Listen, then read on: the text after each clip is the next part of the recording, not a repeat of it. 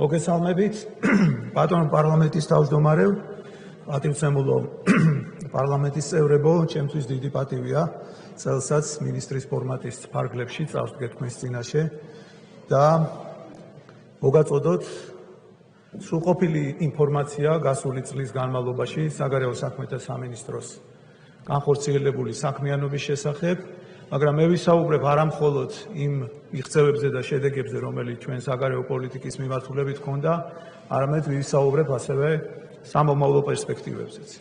Როგორც მოგეხსენებათ, ჩვენ ცხოვრობთ უაღრესად სწრაფად ცვალებად დინამიურ გარემოში, გეოპოლიტიკური სიტუაცია უახლოესი პერიოდის განმავლობაში, ბოლო 1 წლის განმავლობაში საგრძნობლად შეიცვალა, რაც მოითხოვს ჩვენი მხრიდან განსაკუთრებით ხისიერ რეაგირებას და ადაპტირებას, სწრაფ ადაპტირებას ახალ გარემოებებთან.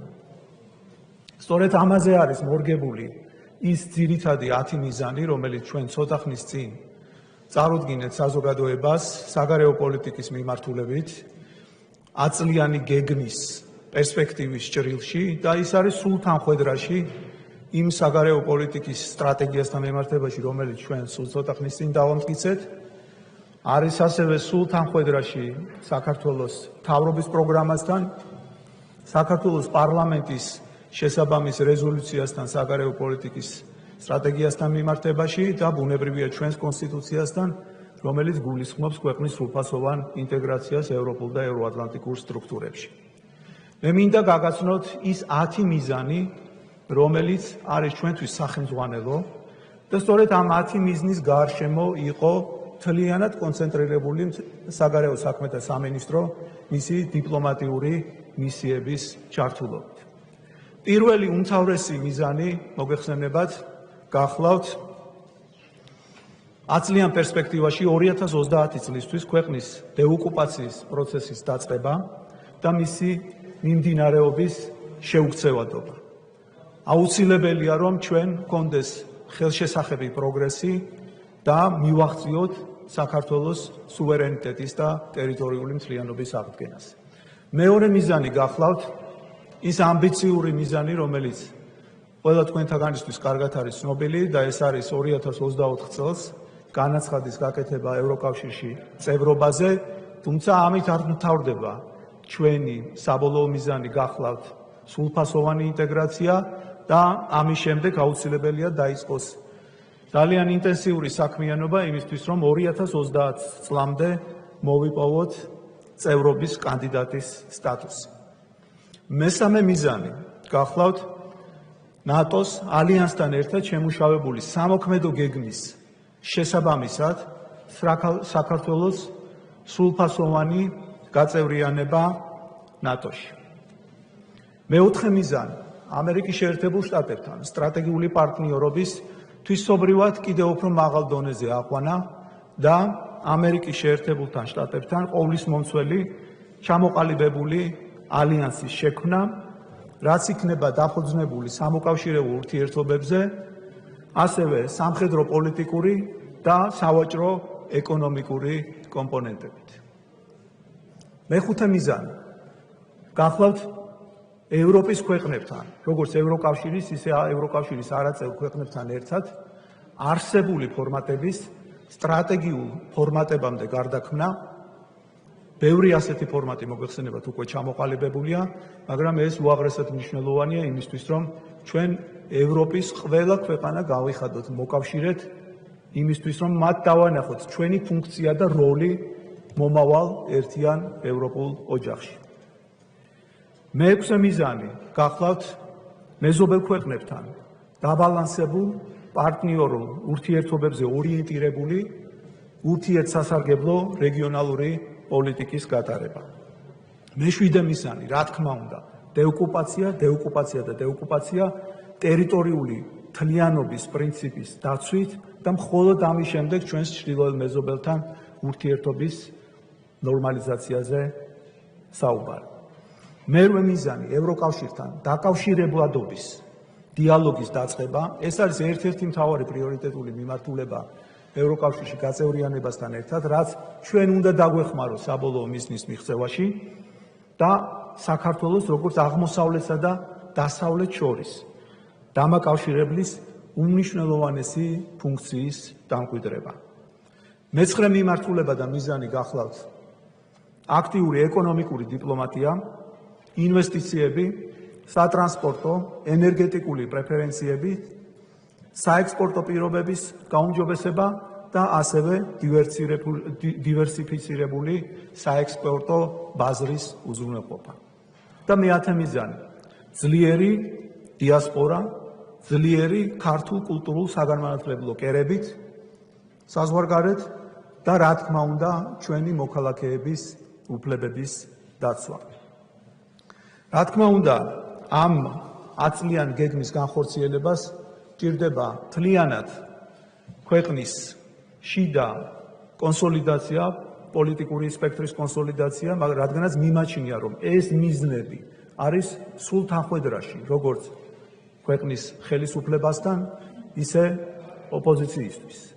და აქედან გამომდინარე, ჩვენ რა თქმა უნდა ამ მიზნებს ვერ მივახცევთ, თუ კი არ იქნება მთლიანად მთელი საზოგადოების ჩართულობა და სრული კონსოლიდაცია. მე საუბრის დასაწყისში აღვნიშნე, რომ ეს წელი იყო განსაკუთრებული ძალიან სწრაფად ცვალებად გეოპოლიტიკური სიტუაციიდან გამომდინარე, თუნდაც ჩვენს რეგიონში და სამეზობლოში მიმდინარე პროცესები გავიხსენოთ. და აქ, რა თქმა უნდა, ამ კრიზისულ სიტუაციებში, რომელიც იქმნება რეგიონში, არის, რა თქმა უნდა, პოტენციური შესაძლებლობები ჩნდება, რომელიც ჩვენ აქტიურად უნდა გამოვიყენოთ და მე მიამაყება, რომ ამ ბოლო 1 წლის განმავლობაში მიუხედავად უამრავი სერიოზული გამოწვევისა, მათ შორის რაც იყო ასევე პანდემიასთან დაკავშირებული, ჩვენმა დიპლომატიურმა სამსახურმა შეძლო მნიშვნელოვანი ხელშესახები შედეგების წარმოჩენა და მიღწევა. მე მინდა თითოეულ ამ მიზანთან მიმართებაში, რომელიც იყო წარმოდგენილი, მოგახსენოთ გატარებული საქმიანობის შესახებ და რა კონკრეტული შედეგები გვაქვს ამ მიმართულებით. დეოკუპაცია. ეს გახდა ჩვენი საგარეო პოლიტიკის უმთავრესი ნომერ პირველი პრიორიტეტი და ბუნებრივია მთლიანად ჩვენი დიპლომატიური მისია და სამსახური იყო ფოკუსირებული ამ მიზნის მისაღწევად თანმიმდევრული ნაბიჯების გადადგმაში. ერთ-ერთი მნიშვნელოვანი შედეგი, რომელიც ჩვენ წელს ჰქონდა, გახლავთ 2021 წლის 23 ივნის საქართველოს მთავრობის დადგენილებით შექმნილი სამთავრობო კომისია, რომელიც წარმოადგენს უახლოეს პერიოდში დეოკუპაციის და კონფლიქტის მშვიდობიანი მოგვარების სახელმწიფო სტრატეგიას.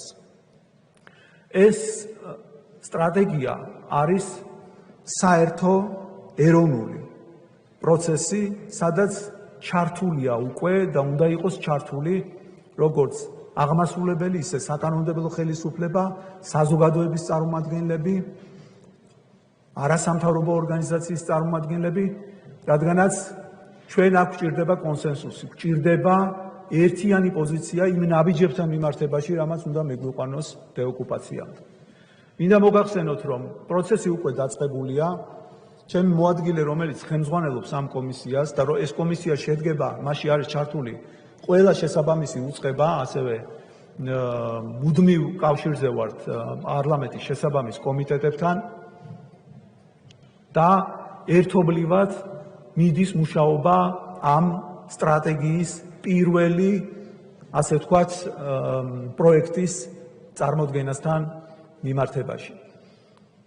კომისია უკვე იმყოფებოდა საქართველოს სხვადასხვა რეგიონებში, შეხვდა საზოგადოების წარმომადგენლებს, გაიმართა რამდენიმე შეხვედრა არასამთავრობო ორგანიზაციის წარმომადგენლებთან და ექსპერტებთან და უახლოეს პერიოდში ეს საერთო ეროვნული პროცესის შემცველი ფორმატი, რა თქმა უნდა, მოგაწვდით და საზოგადოებას წარუდგენთ პირველად დრაფტს დეოკუპაციის სტრატეგიასთან დაკავშირებით და რა თქმა უნდა ვიქნებით გახსნილი, რომ თქვენი შენიშვნები და წინადადებები და საზოგადოების სხვადასხვა ფენიდან წარმოსული წინადადებები იყოს ინკორპორირებული ამ დეოკუპაციის სტრატეგიაში, რათა ის იყოს სრულყოფილი. რა თქმა უნდა, ის ეფუძნება ორ მიმართულებას. ერთი არის დეოკუპაცია და დეოკუპაციის მიმართულებით განხორციელებული ნაბიჯები, რომელსაც ჩვენ გავაგრძელებთ და მეორე ჩართულობის პოლიტიკა, რაც გულისხმობს ოკუპაციის მეორე ხაზს მყოფ ჩვენი თანამოქალაქეების ჩართულობას ამ პროცესში და მათთვის იმ სიკეთეების გაზიარებას, რა სიკეთეებიც მოაქვს საქართველოს ევროკავშირში ინტეგრაციას. ეს არის ჩვენი უაღრესად მნიშვნელოვანი ამბიციური მიზანი, რომელიც მოგვცემს შესაძლებლობას, რომ როდესაც ვამბობ, რომ ეს არის ყოვლისმომცველი საერთო ეროვნული პროცესი, სწორედ ეს მაქვს მხედველობაში, რომ ჩართული იყვნენ ასევე ჩვენი დები და ძმები ოკუპაციის მეორე მხარეს მყოფი. რა თქმა უნდა, აქ სერიოზული პრობლემებია, გამომდინარე იქიდან, რომ მთავარი საოკუპაციო ძალა ყველანაირად ეწინააღმდეგება ამას, მაგრამ ჩვენ აგვცილებლად გვჭირდება საერთო კონსენსუსი და გვჭირდება საერთაშორისო თანამეგობრობის აქტიური ჩართულობა ამ პროცესში, რასაც რა თქმა უნდა პირობას გაძლევთ, რომ უზრუნველყოფთ. ერთ-ერთი მნიშვნელოვანი მიღწევა, რომელიც ჩვენ წელს ჰქონდა, გახდათ ადამიანის უფლებათა ევროპული სასამართლოს მიერ 21 იანვარს მიღებული ისტორიული გადაწყვეტილება 2008 წლის რუსეთ-საქართველოს ომთან და მის შედეგებთან დაკავშირებით და პირველად სამართლებრივ დოკუმენტში არის დაფიქსირებული, რომ რუსეთის ფედერაცია ახორციელებს ეფექტურ კონტროლს და ასევე დაფიქსირებულია, რომ ადამიანის უფლებების დარღვევაზე პასუხისმგებლობა ეკისრება რუსეთის ფედერაციას. მოგახსენებათ, რომ ეს არის ძალიან დიდი მნიშვნელობის საერთაშორისო სამართლებრივი დოკუმენტი, პირველად დამოუკიდებელი საქართველოს ისტორიაში გვაქვს ჩვენ ეს შესაძლებლობა, რომ არა მხოლოდ პოლიტიკური დეკლარაციებით, რომელიც ჩვენ მრავლად გვაქვს, არამედ უკვე სამართლებრივადაც იყოს გამყარებული ის, რომ დეოკუპაციის მიმართულებით გადაიდგას ნაბიჯები და რუსეთის ფედერაცია აღიარებულია როგორც ეფექტური კონტროლის განმახორციელებელი. ჩვენ ამას უკვე მისი გამოყენება პრაქტიკულ განზომილებაში დავიწყეთ და მომავალშიც, რა თქმა უნდა, დეოკუპაციის სტრატეგიის ერთ-ერთი შემადგენელი ნაწილი იქნება. მთელი წლის განმავლობაში მუდმივად ხდებოდა საერთაშორისო თანამეგობრობის კონსოლიდაცია და მათთვის ყველა შესაბამისი ინფორმაციის მიწოდება ოკუპირებულ ტერიტორიებზე ადამიანის უფლებების დარღვევის ფაქტებთან დაკავშირებით და იმ უმძიმეს ჰუმანიტარულ სიტუაციასთან მიმართებაში, რომელიც შეიქმნა და აქ მხედველობაში მაქვს ასევე უკანონო ბორდერიზაცია, მალთულხარტები, ადამიანების გატაცება, გადასასვლელი პუნქტების დაკეტვა, ყველა ეს საკითხი იყო უმაღლეს დონეზე ატანილი ყველა შესაბამის ფორმატში. ეს იქნებოდა გაეროს ორივე ფორმატი, გენერალური ასამბლეა და უშიშროების საბჭო, ასევე ეუთოს მუდმივი საბჭო და შესაბამისი მინისტერიალი, ევროპის საბჭოს მინისტრთა კომიტეტის გადაწყვეტილებები და არა მხოლოდ ეს უმაღლესი და რა თქმა უნდა ის რეზოლუციები, რომელსაც ჩვენ ყოველწლიურად ვიღებთ ორივე მიმართულებით, როგორც ადამიანის უფლებათა საბჭოს, ისე გენერალური ასამბლეის ფარგლებში, არამედ უმაღლეს დონეზე, უმაღლესი ხელისუფლების წარმომადგენლების, ჩვენი მოკავშირე ქვეყნების, რუსეთის ფედერაციის ხელმძღვანელობასთან ჩვენი თემატიკის აქტუალიზაცია და ეს არაერთხელ იქნა მიღწეული მიმდინარე წელს. ერთ მაგალითს მოგიყვანთ, როდესაც ჩვენი თხოვნით შვეიცარია, რომელიც მოგეხსენებათ ასრულებს მედიაციის როლს რუსეთის ფედერაციასთან ურთიერთობაში, შვეიცარიის პრეზიდენტთან იყო ჩვენი თხოვნა, რომ ჟენევაში რუსეთის პრეზიდენტთან მიმდინარე მოლაპარაკების დროს ყოფილიყო ჩვენი საკითხის განხილული.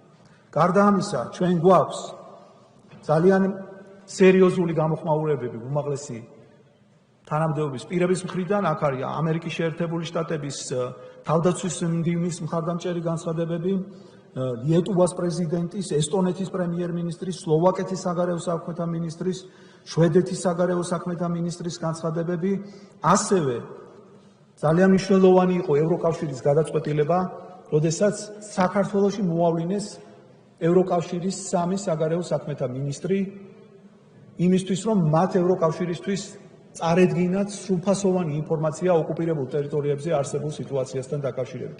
ეს მოხდა ჩვენი აქტიური მუშაობით მათთან, იმისთვის, რომ ჩვენი თემატიკა ევროკავშირის დღის წესრიგში რაც შეიძლება მაღალ დონეზე ყოფილიყო წარდგენილი.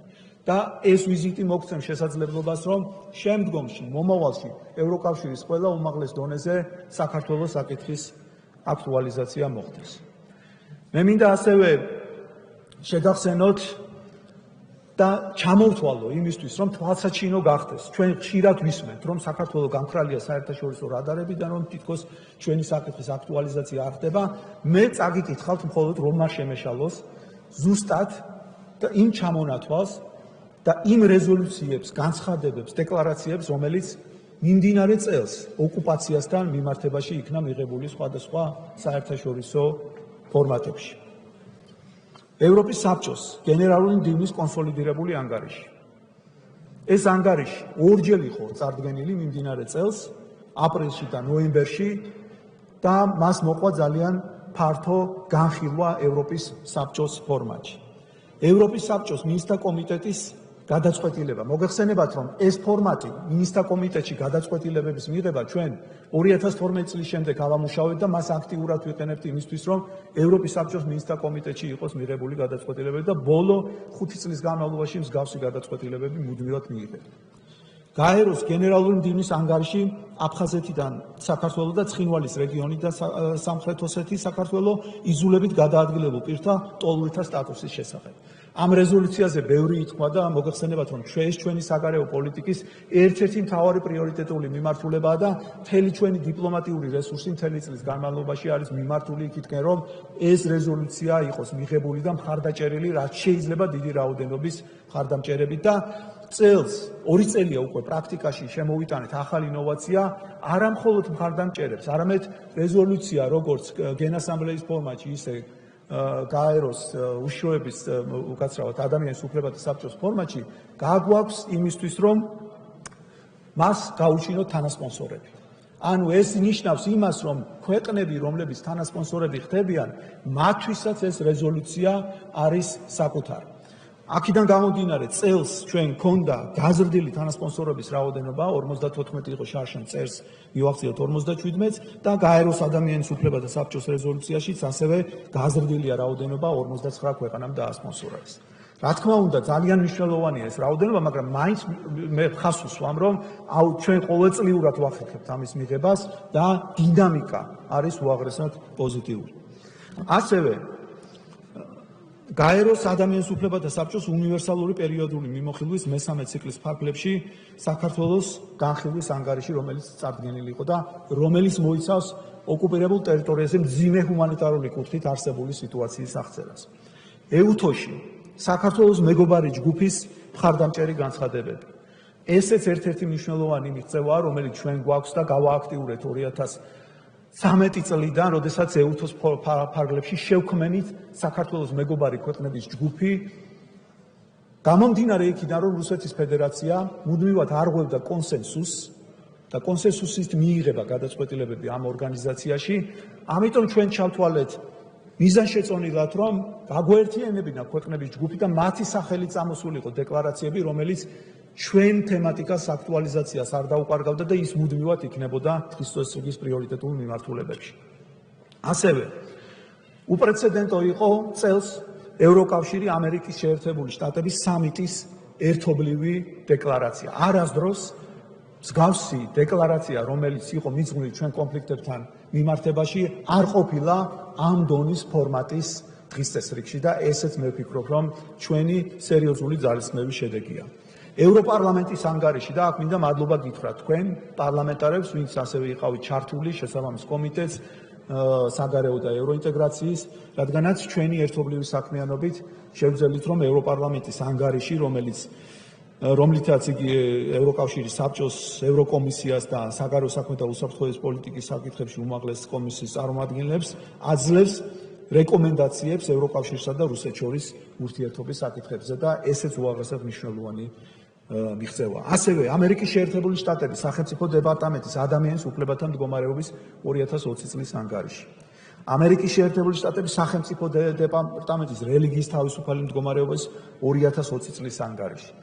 ამერიკის შეერთებული შტატების წარმომადგენლობითი პალატას მიერ მიღებული 22 წლის ფისკალური წლის კანონპროექტი. ამერიკის შეერთებული შტატების თავდაცვის ავტორიზაციის ეროვნული აქტი და გაერთიანებული სამეფო საგარეო თანამეგობრობის და განვითარების ოფისის ადამიანის უფლებათა და დემოკრატიის შესახებ 2020 წლის ანგარიში.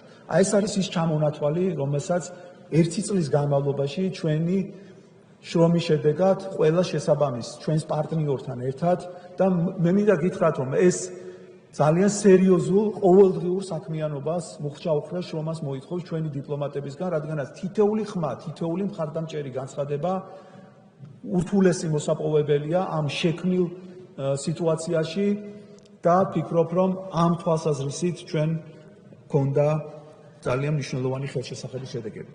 ერთ-ერთი მთავარი გამოწვევა, რომელიც წელს ჩვენ გქონდა, იყო უკანონო პატიმრობები და მოგეხსენებათ გახელაძის საქმე და მისი დაპატიმრება, უკანონო პატიმრობა, რომელიც იყო პრიორიტეტი ჩვენს საქმიანობაში და ჩვენ შევძელით მივახციეთ ჩვენი პარტნიორების დახმარებით, მათი ჩართულობით, რომ ის დაუბრუნდა საკუთარ ოჯახს და ჩვენ გვაქვს კიდევ დაუსრულებელი მისია, ბებუა, ასევე ის ადამიანები, რომლებიც იმყოფებიან და მე მინდა პირობა მოგცეთ თქვენ, რომ აუცილებლად რომ ეს იქნება ჩვენი 24 საათიანი საქმიანობის ყველაზე მთავარი მიმართულება იმისთვის, რომ ეს ჰუმანიტარული, უმძიმესი ჰუმანიტარული საკითხი დასრულდეს.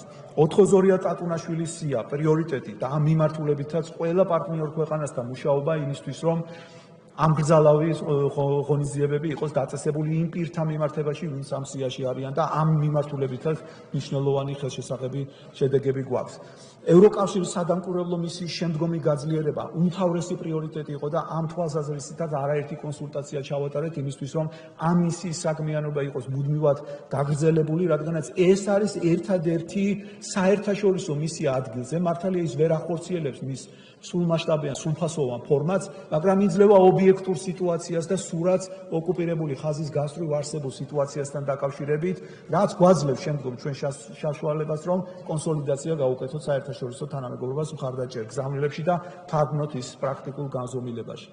და რა თქმა უნდა, არაღიარების პოლიტიკა, რომელიც ჩვენი საგარეო პოლიტიკის სტრატეგიის ერთ-ერთი მთავარი მიმართულებაა, აქ კონკრეტიკაზე ვერ ვისაუბრებ გასაგები მიზეზების გამო, თქვენთან გვაქვს ამაზე მუდმივად საუბარი და ინფორმირებული ხართ, რადგანაც მეორე მხარე რუსეთის ფედერაციასაც ასევე გაძლიერებული აქვს ცდილობები იმისთვის, რომ აღიარების თემაში მათი მხრიდან იყოს, ასე ვთქვათ, წარმატება. მაგრამ რა თქმა უნდა, ჩვენ ამას არ დაუშვებთ, ეს არის ჩვენი უმთავრესი გამოწვევა, უმთავრესი მიმართულება, ამ მიმართულებით მუშაობ და იცით თქვენ რომ 2012 წლის შემდეგ მნიშვნელოვანი ხელშესახების შედეგი გვაქვს ორმა ქვეყანამ უკან წაიღო აღიარება და თავად ის ფაქტი რომ ეს პროცესი არის ამ მდგომარეობაში შენარჩუნებული, მე ვფიქრობ რომ უნიშნელოვანესი მიღწევაა, მაგრამ ამ მიმართულებითაც შემდგომი შესაძლებლობებიც არსებობს და მინდა დაგარწმუნოთ რომ ჩვენ ყოველდღიურ რეჟიმში მუშაობთ ამაზე, რომ მისი პრევენცია მოხდეს. რა თქმა უნდა, ჩვენ აქტიურად მუშაობთ და ვიმუშავებთ იმ ინიციატივასთან დაკავშირებით, რაც არის თქვენთვის კარგად ცნობილი ნაბიჯი უკეთესი მომავლისკენ, ალბათ გუშინ ჩემი კოლეგა თეახვლედიანი ამაზე ისაუბრებდა ბევრს, მე ამიტომ დეტალებში არ შევჩერდები, მაგრამ ყველა ჩვენს საერთაშორისო პარტნიორს ჩვენგან აქვს მკაფიო გზავნილი, რომ ჩვენი პოლიტიკა არის სამშვიდობო, ჩვენ გვინდა ამ ადამიანებთან, ეს ადამიანები იყვნენ ჩართული იმ პროცესებში, რა პროცესებიც არის დაკავშირებული ქვეყნის ევროკავშირში ინტეგრაციასთან. გვინდა მათ გაუზიაროთ ღრმა და ყოვლისმომცველი თავისუფალი ვაჭრობის კუთხით არსებული შესაძლებლობები, მინდა მათ გაუზიაროთ ევროკავშირში თავისუფალი გადაადგილების შესაძლებლობა, მინდა გაუზიარო მათ საუკეთესო ევროპის დასავლურ საგანმანათლებლო სასწავლებლებში, რა თქმა უნდა, საქართველოს გავლით მათთვის შესაბამისი განათლების მიღება, ეს არის ჩვენ რასაც ვთავაზობთ მათ და მე ვფიქრობ, რომ ამაში ჩვენი საგარეო საქმეთა სამინისტროს ერთ-ერთი მთავარი ფუნქციას ვხედავ სწორედ იმაში, რომ საერთაშორისო თანამეგობრობა გავიხადოთ, მოკავშირეთ ამ მიმართულებით და რასაც ჩვენ მუდმივად ვაკეთებთ. რა თქმა უნდა, ჟენევის პროცესი და ჟენევის მოლაპარაკების ფორმატი, რომელიც არის ერთ-ერთი უმთავრესი, ამ მიმართულებით წელს 3 რაუნდი ჩატარდა. რა თქმა უნდა, ჟენევას აქვს თავისი დაუსრულებელი ფუნქცია. ჩვენ ბევრი შეგვიძლია ვისაუბროთ, რა მოგვიტანა ჟენევამ, რა არ მოგვიტანა, რამდენად ღირს ამ ფორმატის გაგრძელება, მაგრამ მიუხედავად იმისა, რომ ჟენევას არ მოუტანია გარღვევა დეოკუპაციის მიმართულებით, მე ვფიქრობ, რომ ამ ფორმატის შენარჩუნება აუცილებელია, რადგანაც ეს არის ერთადერთი საერთაშორისო ფორმატი, სადაც რუსეთის ფედერაციას საერთაშორისო პარტნიორებთან ერთად ვესაუბრებით მათ მიერ შეუსრულებელი ვალდებულებების შესახებ. ჟენევას აქვს მისი დაუსრულებელი მისია. ის სამი ძირითადი ფუნდამენტი, რაზეც არის ის დაფუძნებული 2008 წლის ცეცხლის შეწყვეტის შესრულება, ძალის არ გამოყენება, საერთაშორისო უსაფრთხოების მექანიზმების შექმნა და იძულებით გადაადგილებული პირთა დაბრუნება არც ამ მიმართულებით პროგრესი არ არის. ამიტომ ჩვენ თუ ხელშეუწყობთ იმ ნარატივს, რომელსაც რუსეთის ფედერაცია ცდილობს, რომ ჟენევა დასრულებულია, რა თქმა უნდა, ამით ჩვენ შევუწყობთ იმასაც, რომ ის, რაც რუსეთის ფედერაციის ვალდებულებაა 2008 წლის ცეცხლის შეწყვეტით, იმაზეც დავხურჩავთ თვალებს. ამიტომ საჭიროა ამ ფორმატის შენარჩუნებაც და ჟენევის დახმარება გარედან, რადგანაც ჟენევა იზოლირებულად არ განიხილება. ჟენევა უნდა განვიხილოთ ჩვენ იმ დიდ გეოპოლიტიკურ სურათში, რა გეოპოლიტიკური სურათიც არის შექმნილი. ამიტომ ამაზე ჩვენ აქტიური კონსულტაციები გვაქვს და უახლოეს პერიოდში მთელი წლის განმავლობაში გვექნება ჩვენს მომავალ პარტნიორებთან, რომ კონდეს მნიშვნელოვანი ხელშესახები შედეგი. მეორე მიმართულება, როგორც უკვე მოგახსენეთ, გახლავთ წევრობაზე განაცხადის გაკეთება და ეს ძალიან მნიშვნელოვანი ამბიციური მიზანია ჩვენი და მე მინდა რომ ჩვენმა საზოგადოებამ ძალიან კარგად გააცნობიეროს, რომ ეს არ არის მხოლოდ დეკლარაცია, რომ ამას სჭირდება ყოველდღიური მუქჩაუხრელი შრომა ყველა მიმართულებით. ეს არ არის ერთი ცალკეული სამინისტროს ან მხოლოდ პარლამენტის ასე ვთქვათ პრიორიტეტი. ეს უნდა იყოს საერთო მთლიანად ეროვნული პრიორიტეტი და ამ თვალსაზრისით ჩვენ მნიშვნელოვანი საქმიანობა უნდა გავწიოთ. მე მინდა გითხრათ ერთი წლის განმავლობაში ამ მიმართულებით გაწეული საქმიანობის შესახებ. რა თქმა უნდა, ყველა უმაღლესი დონის ვიზიტი ემსახურებოდა ამ მიზნის გადადგმული ნაბიჯი იყო. რა თქმა უნდა, პრეზიდენტის ვიზიტი, ევროპული საბჭოს პრეზიდენტის საქართველოში არაერთი ვიზიტი, საქართველოს პრემიერ-მინისტრის ვიზიტი, წელს ჩვენ ჩავატარეთ ევროკავშირის საქართველოს ასოცირების საბჭოს მე-6 სხდომა. მე მინდა გითხრათ, რომ 6-ვე სხდომას ვესწრებოდი და ერთ-ერთი საუკეთესო სხდომა გახდათ, სადაც უაღრესად პოზიტიური შეფასებები მივიღეთ ასოცირების შესრულებასთან დაკავშირებით. გარდა ამისა, საქართველოს ევროკავშირის დარგობრივი თანამშრომლობის ქვეკომიტეტის 6-ვე კლასტერის შეხვედრა ჩატარდა, რაც უაღრესად მნიშვნელოვანია ჩვენი ფიზიკური ინტეგრაციის უზრუნველყოფის თვალსაზრისით და სექტორული თანამშრომლობის ინტეგრაციის თვალსაზრისით. ერთ-ერთი მნიშვნელოვანი მიღწევა, რომელიც ჩვენ წელს ჰქონდა, გახდათ ასოცირებული ტრიოს დაფუძნება. ეს უაღრესად მნიშვნელოვანი მოვლენა გახლავთ, რადგანაც საქართველოს, უკრაინამ და მოლდოვამ 17 მაისს კიევში მე ჩემს ორ საგარეო კოლეგასთან ერთად გავაფორმე მემორანდუმი, რომელიც გულისხმობს ჩვენს გაერთიანებას, კონსოლიდაციას, მცდელობების გაერთიანებას იმისთვის, რომ ქვეყნები, რომლებსაც ამ სამ ქვეყანას, ასოცირებულ ქვეყანას, ვისაც აქვს საგრძნობი ხელშესახები პროგრესი, კიდევ უფრო მეტი შესაძლებლობები მოგვეცეს. რა თქმა უნდა იყოს შენარჩუნებული ინკლუზიურობის პრინციპი აღმოსავლეთ პარტნიორობის ფარგლებში, მაგრამ ამავე დროს აუცილებელია დიფერენცირებული მიდგომა. პრინციპი მეტისთვის, თუ კი შენ მეც აკეთებ, აუცილებლად იმსახურებს შემხოთ ნაბიჯებს პარტნიორების მხრიდან და ჩვენ მაქსიმალურად შევეცადეთ უკვე პირველი ვიზიტი ამ ფორმატში განხორციელდა ბრიუსელში მოგეხსენებათ, იგეგმება ასევე პრემიერ-მინისტრების ვიზიტი მსგავს ფორმატში ბრიუსელში და რა თქმა უნდა უკვე ევროკავშირისთვის ეს ფორმატი მისაღებია. მათ უკვე აღიქვეს, რომ ეს არის შემდგარი ფორმატი და მე ვფიქრობ, რომ ეს ჩვენს კიდევ უფრო დაგვეხმარება ევროკავშირთან დაახლოების კუთხით. ასევე მაქსიმალურად ვიყენებდით სხვადასხვა ფორმატებს, იგივე ვიშეგრადის ფორმატი და ვიშეგრადის ჯგუფსა და აღმოსავლეთ პარტნიორ ქვეყნებს შორის საგარეო საქმეთა მინისტრების ვიდეო კონფერენციის ფარგლებში ჩვენ ამ აქტუალურ საკითხებზე მუდმივად საუბრობთ. მე მინდა ასევე 2 სიტყვა გითხრათ, სულ ერთი კვირის წინ დავბრუნდი აღმოსავლეთ პარტნიორობის მინისტერიალიდან, რომელიც იყო ერთგვარი მოსამზადებელი აღმოსავლეთ პარტნიორობის სამიტის და ეს სამიტი გაიმართება ძალიან მალე 15 დეკემბერს და ვფიქრობ, რომ უაღრესად მნიშვნელოვანი მოვლენა იქნება ჩვენთვის გამომდინარე იქიდან, რომ აღმოსავლეთ პარტნიორობის რეგიონში არის უაღრესად რთული სიტუაცია შექმნილი. აღარ ჩამოვთვლი იგივე უკრაინის გარშემო მიმდინარე პროცესები, გაზრდილი სამხედრო ყოფნა უკრაინის გარშემო, ასევე სამეზობლოში სიტუაციის ესკალაცია, ასევე ბელორუსთან მიმართებაში არსებული სიტუაცია. ამიტომ ჩვენ მაქსიმალურად გამოვიყენეთ ეს მინისტერიალი იმისთვის, რომ ჩვენი ევროპელი პარტნიორებისთვის ძალიან მკაფიოდ განგვეცხადებინა თუ რა მოლოდინები გვაქვს ჩვენ. ჩვენი მოლოდინებია, რომ აღმოსავლეთ პარტნიორების სამიტზე იყოს აღიარებული ჩვენი ქვეყნის ევროპული მისწრაფება და ევროპული არჩევანი.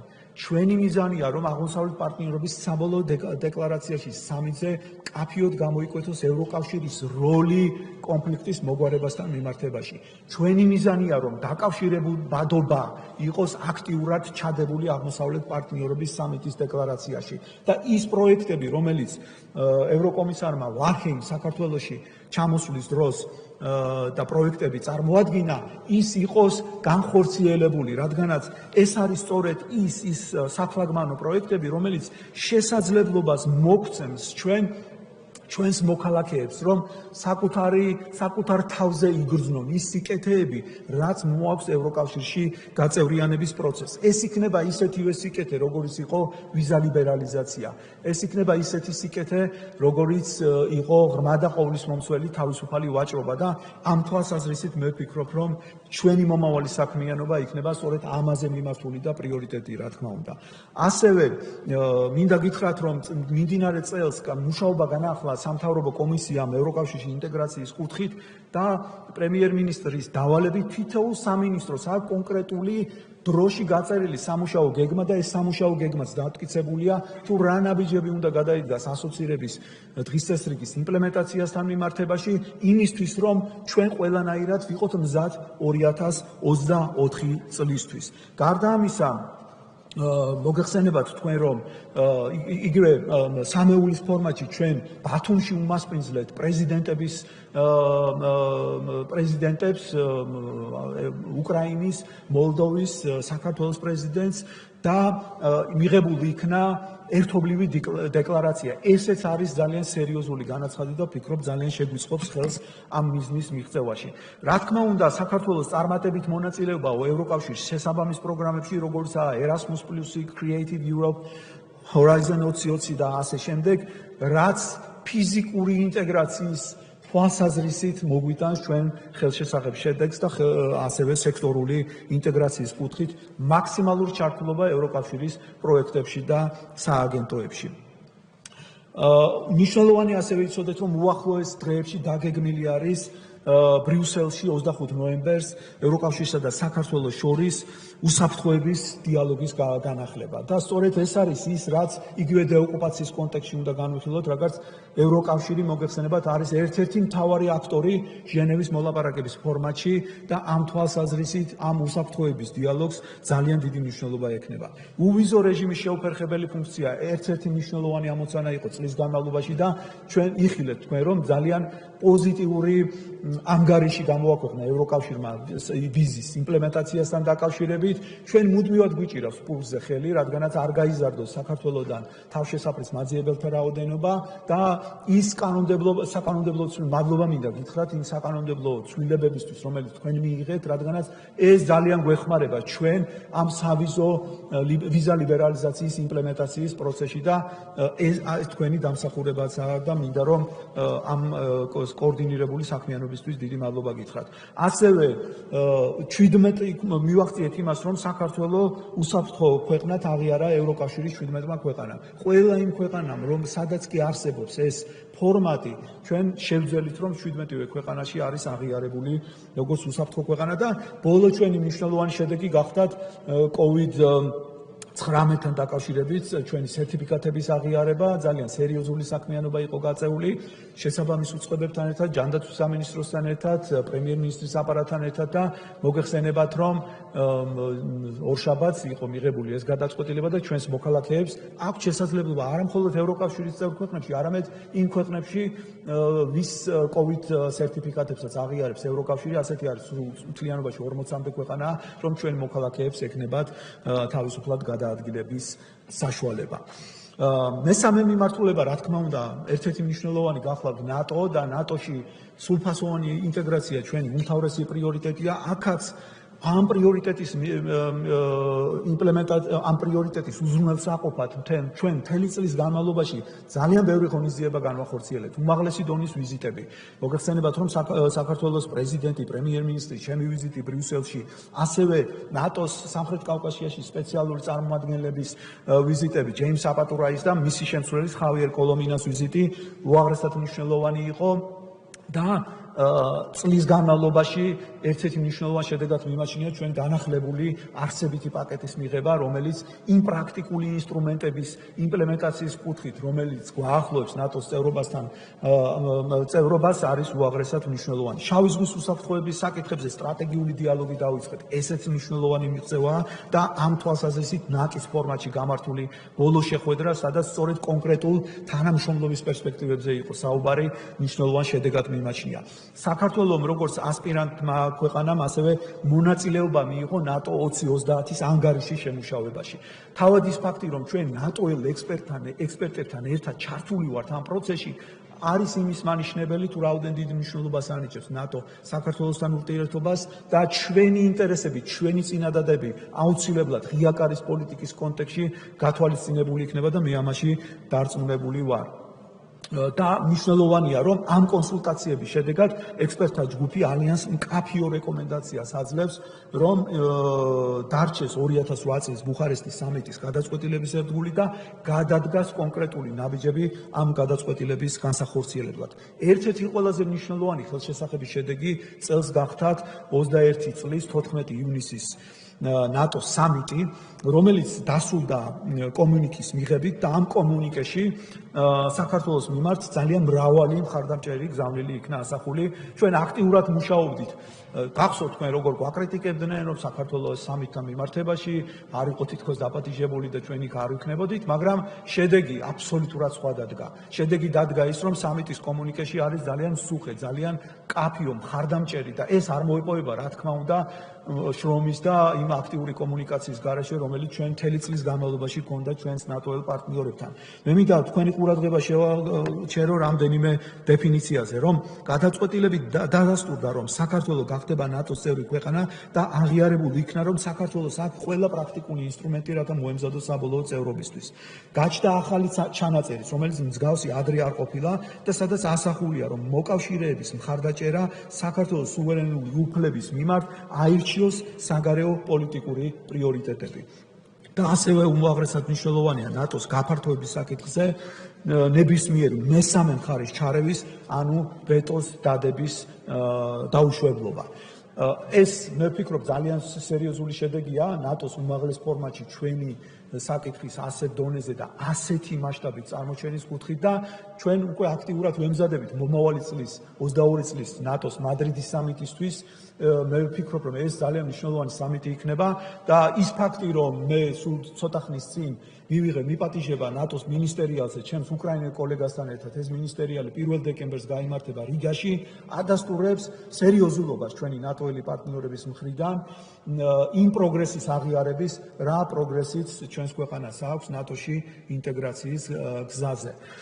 მინდა ასევე აღვნიშნო ჩვენი ძალიან მჭიდრო თანამშრომლობა ავღანეთში და ფასდაუდებელია ის წვლილი, რომელიც ჩვენმა სამხედროებმა შეიტანეს ამ გლობალური გამოწვევის წინააღმდეგ ბრძოლაში. მე მინდა მადლიერება გამოხატო ამ ადამიანების მიმართ, პატივი მივაგოთ იმ 32 ჩვენს დაღუპულ გმირს, რომლებიც დაეცნენ ავღანეთში საერთაშორისო მისიებში და ყველა ძალიან აღიარებს ამას და აფასებს ამას. მოგეხსენებათ, რომ ჩვენ ნატოს პარტნიორებთან ერთად შევედით ამ ოპერაციაში და გამოსვლის დროსაც ერთად ვიყავით და ეს არის ძალიან დაფასებული. თავად ის ფაქტი, რომ საქართველოს ძალიან დიდი როლი შეასრულა გამოყვანის ოპერაციის ორივე ფაზაში, როგორც სამხედრო ოპერაციის, ისე სამოქალაქო ფაზაში, ეს ხომ ძალიან დიდი შედეგია და ის კონტრიბუცია, რომელიც ჩვენ აი პატარა ქვეყანას შეაქვს ამ გლობალური გამოწვევის წინააღმდეგ ბრძოლაში და იხილეთ თქვენ არაერთი მადლობის წერილი ჩემი კოლეგების მხრიდან, პრემიერების, პრეზიდენტების მხრიდან, არაერთი პოზიტიური სტატია და გამოხმაურება. თუნდაც ის ფაქტი, რომ ქვეყანა იქცა ერთგვარ ჰაბად, სამხედრო ჰაბად, რომელსაც გამოიყენებდნენ ჩვენ ნატოელი პარტნიორები გამოსვლის დროს. ან ის, რომ 15 აგვისტოდან დღემდე ჯამში მოხდა 5,000-ზე მეტი პირის ევაკუაცია საქართველოს ტერიტორიის გამოყენებით. და ჩვენმა ქვეყანამ მართლაც ყველა უწყების შესაბამისი ჩართულობით შეძლო ეს და მე ვფიქრობ, რომ ესეც ძალიან მნიშვნელოვანი ხელშესახების შედეგია. ჩვენ ასევე შემიმუშავეთ წელს ყოველწლიური ეროვნული პროგრამის მე-13 წლიური ანგარიში და მოგეხსენებათ, რომ ეს არის ერთ-ერთი მნიშვნელოვანი ფაქტიურად სამოქმედო გეგმის იდენტურია ის და ყველა ერთმანეთ აღიარებს ჩვენი პარტნიორი, რომ ის რაც თქვენ გიწერიათ ყოველწლიურ სამოქმედო პროგრამაში არის ის კრიტერიუმები, რაც არის მოთხოვნილი სამოქმედო გეგმით.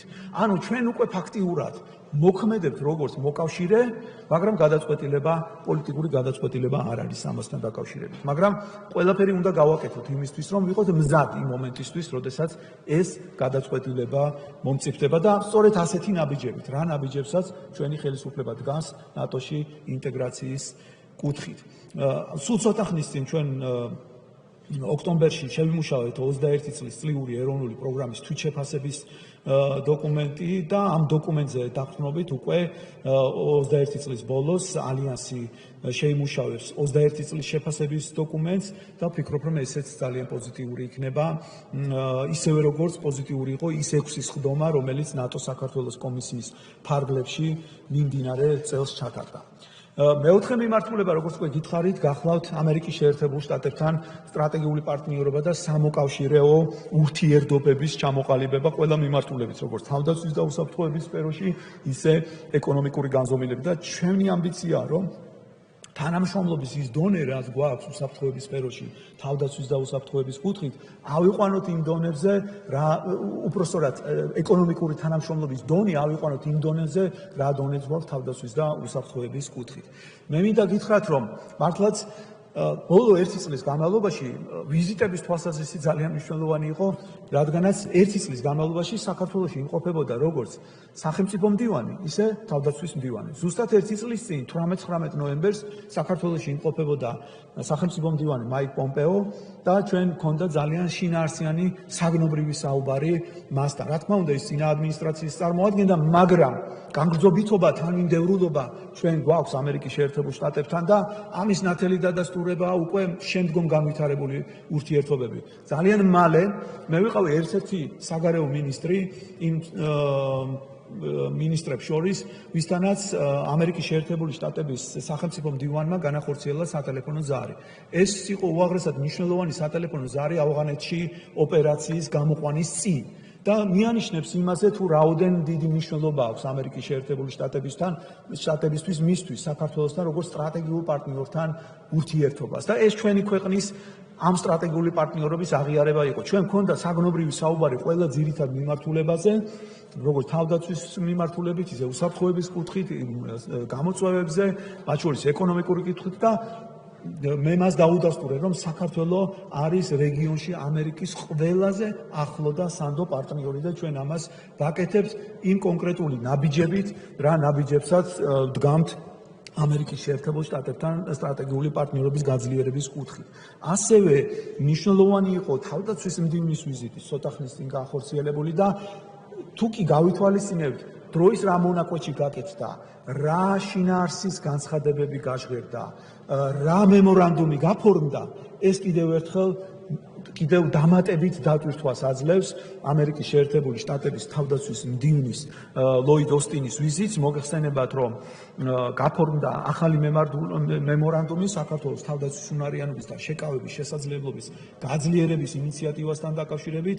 ეს არის გაგრძელება GDRP-ის პროგრამის უკვე ახალი გარემოებიდან გამომდინარე, რაც ჩვენი თავდაცვის შეიარაღებული ძალების თავსებადობას ნატოსთან, ამერიკის შეერთებული შტატების სტანდარტებთან კიდევ უფრო გაზრდის და ჩვენს ამ პარტნიორობას შეუქცევაც გახდის. გარდა ამისა, ჩვენ გვაქვს, რა თქმა უნდა, ამერიკის შეერთებული შტატების მხრიდან ვიზიტების კუთხით ორ ვიზიტზე ძალიან მნიშვნელოვანი ვიზიტზე რომელიც 6-7 და 11 ივნისს განხორციელდა ევროპის და ევრაზიის საკითხებში სახელმწიფო მდივნის თანაშემწის ფილიპ რიკერის ვიზიტი საქართველოში თუ კი გახსოვთ ამ ვიზიტის დროს მან იმოგზაურა რეგიონში და ამას შედეგად მოყვა საქართველოს პრემიერ-მინისტრის ინიციირებული და მისი მედიაციით განხორციელებული პირველი ნაბიჯები ჩვენს მეზობელ სომხეთსა და აზერბაიჯანს შორის. ეს იყო უაღრესად ნაყოფიერი, ეფექტური თანამშრომლობის კარგი მაგალითი სტრატეგიულ პარტნიორსა და საქართველოს შორის, რომელიც გადაიზარდა უკვე რეგიონში ჩვენი ფუნქციის და როლის წარმოჩენის კუთხით და ვფიქრობ, რომ ჩვენ ვიყავით პირველი ჩვენი ინიციატივის და მედიაციის შედეგად გადაიდგა ის ნაბიჯი, რომელმაც შესაძლებელი განხადა შემდგომი ნაბიჯების გადადგმა სომხეთს და აზერბაიჯანს შორის ტყვეების გასვლის კუთხით, ასევე რუქების გასვლის თვალსაზრისით და ნდობის აღდგენის კუთხით. მე შემდგომ ვილაპარაკებ, როდესაც რეგიონზე გადავალ ჩვენს ინიციატივებთან ამათთან დაკავშირებით, მაგრამ ამერიკის შეერთებული შტატების ჩართულობა აქ ძალიან მნიშვნელოვანი. ამაზე იყო ასევე საუბარი ქალბატონი ერიკა ოლსონის ვიზიტის დროს, ის გახლავთ ახალი ცოტა ხნის წინ დანიშნული ევროპის ევრაზიის საკითხებში სახელმწიფო მდივნის თანაშემწე და ბუნებრივია, სწორედ ეს იყო ჩვენი საუბრის ერთ-ერთი მთავარი მიმართულება რეგიონში არსებული სიტუაცია და ჩვენი როლის გამოკვეთა ამ კონტექსტში. გარდა აღმასრულებელ დონეზე ვიზიტებისა და კომუნიკაციისა ძალიან მნიშვნელოვანი იყო, რომ წლევანდელ წელს იყო საკანონმდებლო კუთხითა და კონგრესის მხრიდანაც ჩვენ უმაღლესი დონის დელეგაციებს უმასპინძლეთ. შეგახსენებთ სენატის საგარეო ურთიერთობათა კომიტეტის, ევროპის ქვეკომიტეტის თავმჯდომარე სენატორ ჯინ შაჰინის და სენატორ რობ პორტმანის ვიზიტს, რომელიც სექტემბერში შედგა და უпростоრად რომელიც იყო ივნისში და სექტემბერში მოყვა უკვე კონგრესის ხუთკაციანი კონგრესმენების დელეგაციის ვიზიტი საქართველოში. ასევე მნიშვნელოვანი იყო 8 თებერვალს უპრეცედენტო საკანონმდებლო აქტის, ჯორჯია საფორთ აქტის, საქართველოს მხარდაჭერი აქტის ინიცირება, ხელმეორედ ინიცირება ამერიკის შეერთებული შტატების კონგრესში და ვფიქრობ, რომ ეს საკანონმდებლო ინიციატივა, ისე როგორც 28 ივლისს ამერიკის წარმომადგენელთა პალატის ფისკალური წლისთვის დამტკიცებული სახელმწიფო ოპერაციების პროგრამის კანონპროექტი, ასევე თავდაცვის ავტორიზაციის ეროვნული პროექტი, ეს ყველაფერი როგორც ორი არის იმის ზუსტი ასე ვთქვათ შედეგი, რომ ჩვენ გვაქვს ნაყოფიერი თანამშრომლობა როგორც საკანონმდებლო, ისე აღმასრულებელ ხელისუფლებასთან. ჩვენ წელს მოვაწერეთ ასევე ამერიკის შეერთებულ შტატებთან 5G-ის ქსელების უსაფრთხოების შესახებ მემორანდუმს, ესეც მნიშვნელოვანია ბიზნესის და სავაჭრო ეკონომიკური განვითარების კუთხით, მნიშვნელოვანი ინსტრუმენტი გახდება და რა თქმა უნდა უპრეცედენტო იყო ამერიკის შეერთებულ შტატებთან თანამშრომლობა პანდემიასთან ბრძოლის თვალსაზრისით და ის უდიდესი ფინანსური დახმარება, ასევე სამედიცინო კუთხით და მედიკამენტებით და ვაქცინებით დახმარება მართლაც თვალსაჩინო იყო. გადაუდებელი 2.7 მილიონი ამერიკის შეერთებული შტატების ჰუმანიტარული დახმარება, ასევე $685,000 დახმარება USAID-ის პროგრამებში, ასევე დახმარება ვაქცინების კუთხით, მოგეხსენებათ, რომ 500,000 ვაქცინა, Pfizer-ის ვაქცინა პირველი შემოვიდა ამერიკის შეერთებული შტატებიდან და რა თქმა უნდა ორხრივათაც პრემიერის ჩართულობით იქნა მიღწეული, რომ ჩვენ შევიძინეთ ის ორხრივი Pfizer-თან ორმხრივი კონტაქტის შედეგად, მაგრამ ამერიკის შეერთებული შტატების ეს დახმარება მართლაც ფასდაუდებელი იყო და რა თქმა უნდა საპორტო ვიზიტები და გემების ვიზიტები და სულ ცოტა ხნის წინ ჩვენ მასპინძლეთ ამერიკის მე-6 ფლოტის საფლაგმანო გემს Mount Whitney-ს და ასევე USS Porter-ს, რომლებიც ეს არ იყო მხოლოდ ტექნიკური ვიზიტი, უაღრესად დიდი მნიშვნელობის პოლიტიკური დატვირთვა ჰქონდა და კიდევ ერთი გზავნილი იყო ამერიკის შეერთებული შტატების ჩვენთვის, ჩვენი სტრატეგიული პარტნიორობის გამტკიცების, რომ შავი ზღვის უსაფრთხოება, მათი ჩვენი გვერდში ყოფნა, მათი თავდაცვის უნარიანობის, ჩვენი შესაძლებლობების გაძლიერება არის უპრეცედენტოდ მაღალ დონეზე და მათ პრიორიტეტებში. რა თქმა უნდა, ჩვენი ერთ-ერთი მთავარი იქნება ამერიკის შეერთებულ შტატებთან სავაჭრო ეკონომიკური კუთხით და თავისუფალი ვაჭრობის მიმართულებით შესაძლებლობების გაჩენა. პანდემიის გამო ამ მიმართულებით წლევანდელ წელს ის დაგეგმილი ღონისძიებები რაც იყო სრულფასოვნად ვერ შეშურდა, მაგრამ მერწმუნეთ რომ ამ მიმართულებით აუცილებლად იქნება გააქტიურებული და მაქსიმალური რომ ეკონომიკური თანამშრომლობა და ამერიკული ინვესტიციების რაოდენობა საქართველოში მაქსიმალურად გაიზარდოს იმისთვის რომ ეკონომიკური თანამშრომლობის დონე ავიყვანოთ თავდაცვის და უსაფრთხოების კუთხით. ამ კუთხით მე მინდა ერთი მაგალითი მოგიყვანოთ, იცით თქვენ რომ სულ ცოტა ხნის წინ ჩვენ გავხსენით სან-ფრანცისკოში ჩვენი გენერალური საკონსულო, ეს არის ახალი მისია, რომელიც ემსახურება ძირითადი მისი мотивация და ამოცანა არის ეკონომიკური მიმართულებით, ახალი პროექტების, ახალი ინიციატივების, ინვესტიციების და Silicon Valley მოგეხსენება თუ რა დიდი მნიშვნელობის დატვირთვას ატარებს და იქ ჩვენი მისიის არსებობა და მუდმივი კომუნიკაცია ყველა მაღალი ტექნოლოგიების მქონ კომპანიებთან უნდა იყოს შედეგის მომტანი. ამ თვალსაზრისით უკვე პირველი შედეგი გვაქვს გენერალური საკონსულოს ჩართულობით საქართველოს ინოვაციების და ტექნოლოგიური სააგენტოს ჯიტას მონაწილეობით ამერიკელი ინვესტორის Tech Friends of Georgia არის ესეთი კომპანია ქართული სტარტაპების დასაფინანსებლად უკვე გამოიყო 500,000 ამერიკული დოლარის და ინვესტიცია მოხდება და მე ვფიქრობ რომ ეს ძალიან კარგი დასაწყისია იმ პირობებში, როდესაც ჩვენ მხოლოდ წელს დავიწყეთ ოპერირება სან-ფრანცისკოში და ამ მისიას და საკონსულოს ძალიან ბევრი ამბიციური გეგმა აქვს და ჩვენ ამაში აუცილებლად დავეხმარებით.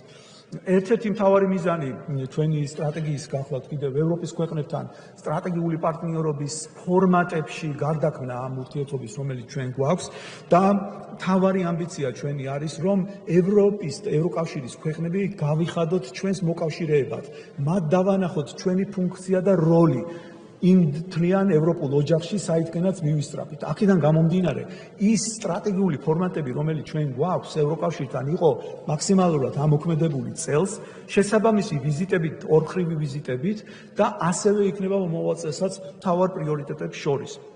მინდა გითხრათ, რომ წელს განხორციელდა პრეზიდენტის ორმხრივი ვიზიტები ავსტრიაში, ბელგიაში, ვატიკანში, კვიპროსში, საფრანგეთში, უკრაინაში, შვეიცარიაში, ჩრდილოეთ მაკედონიაში.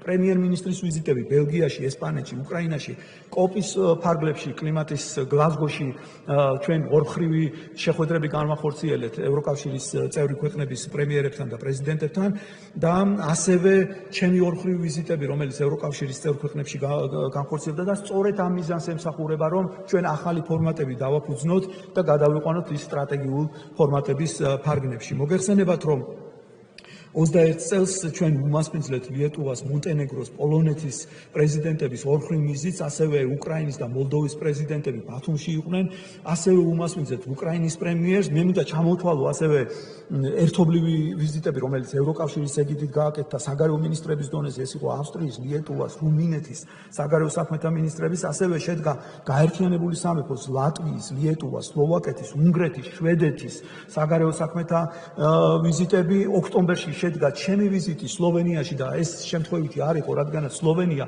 გახლავთ ევროკავშირის თავმჯდომარე ქვეყანა და მოახლოებული აღმოსავლეთ პარტნიორობის სამიტის გათვალისწინებით ძალიან მნიშვნელოვანი იყო თავმჯდომარე ქვეყანასთან ჩვენი მოლოდინების და პოზიციების შეჯერება და რა თქმა უნდა პოლიტიკური კონსულტაციების ფორმატები, რომელსაც ჩვენ აქტიურად ვიყენებთ და წლის განმავლობაში მრავალი ასეთი პოლიტიკური კონსულტაცია გაიმართა, მათ შორის დანიის, ესტონეთის, იტალიის, კვიპროსის, ლატვიის, ლიეტუვის, ნორვეგიის, სლოვენიის, ხორვატიის, ჩეხეთის საგარეო საქმეთა სამინისტროებთან და უახლოეს პერიოდში დაგეგმილია კონსულტაციები ასევე სერბეთთან და ჩრდილოეთ მაკედონიასთან. ხაზგასმით მინდა აღვნიშნო, რომ ჩვენ მაქსიმალურად ვაფართოებთ ჩვენს ჩართულობას ახალ ფორმატებში.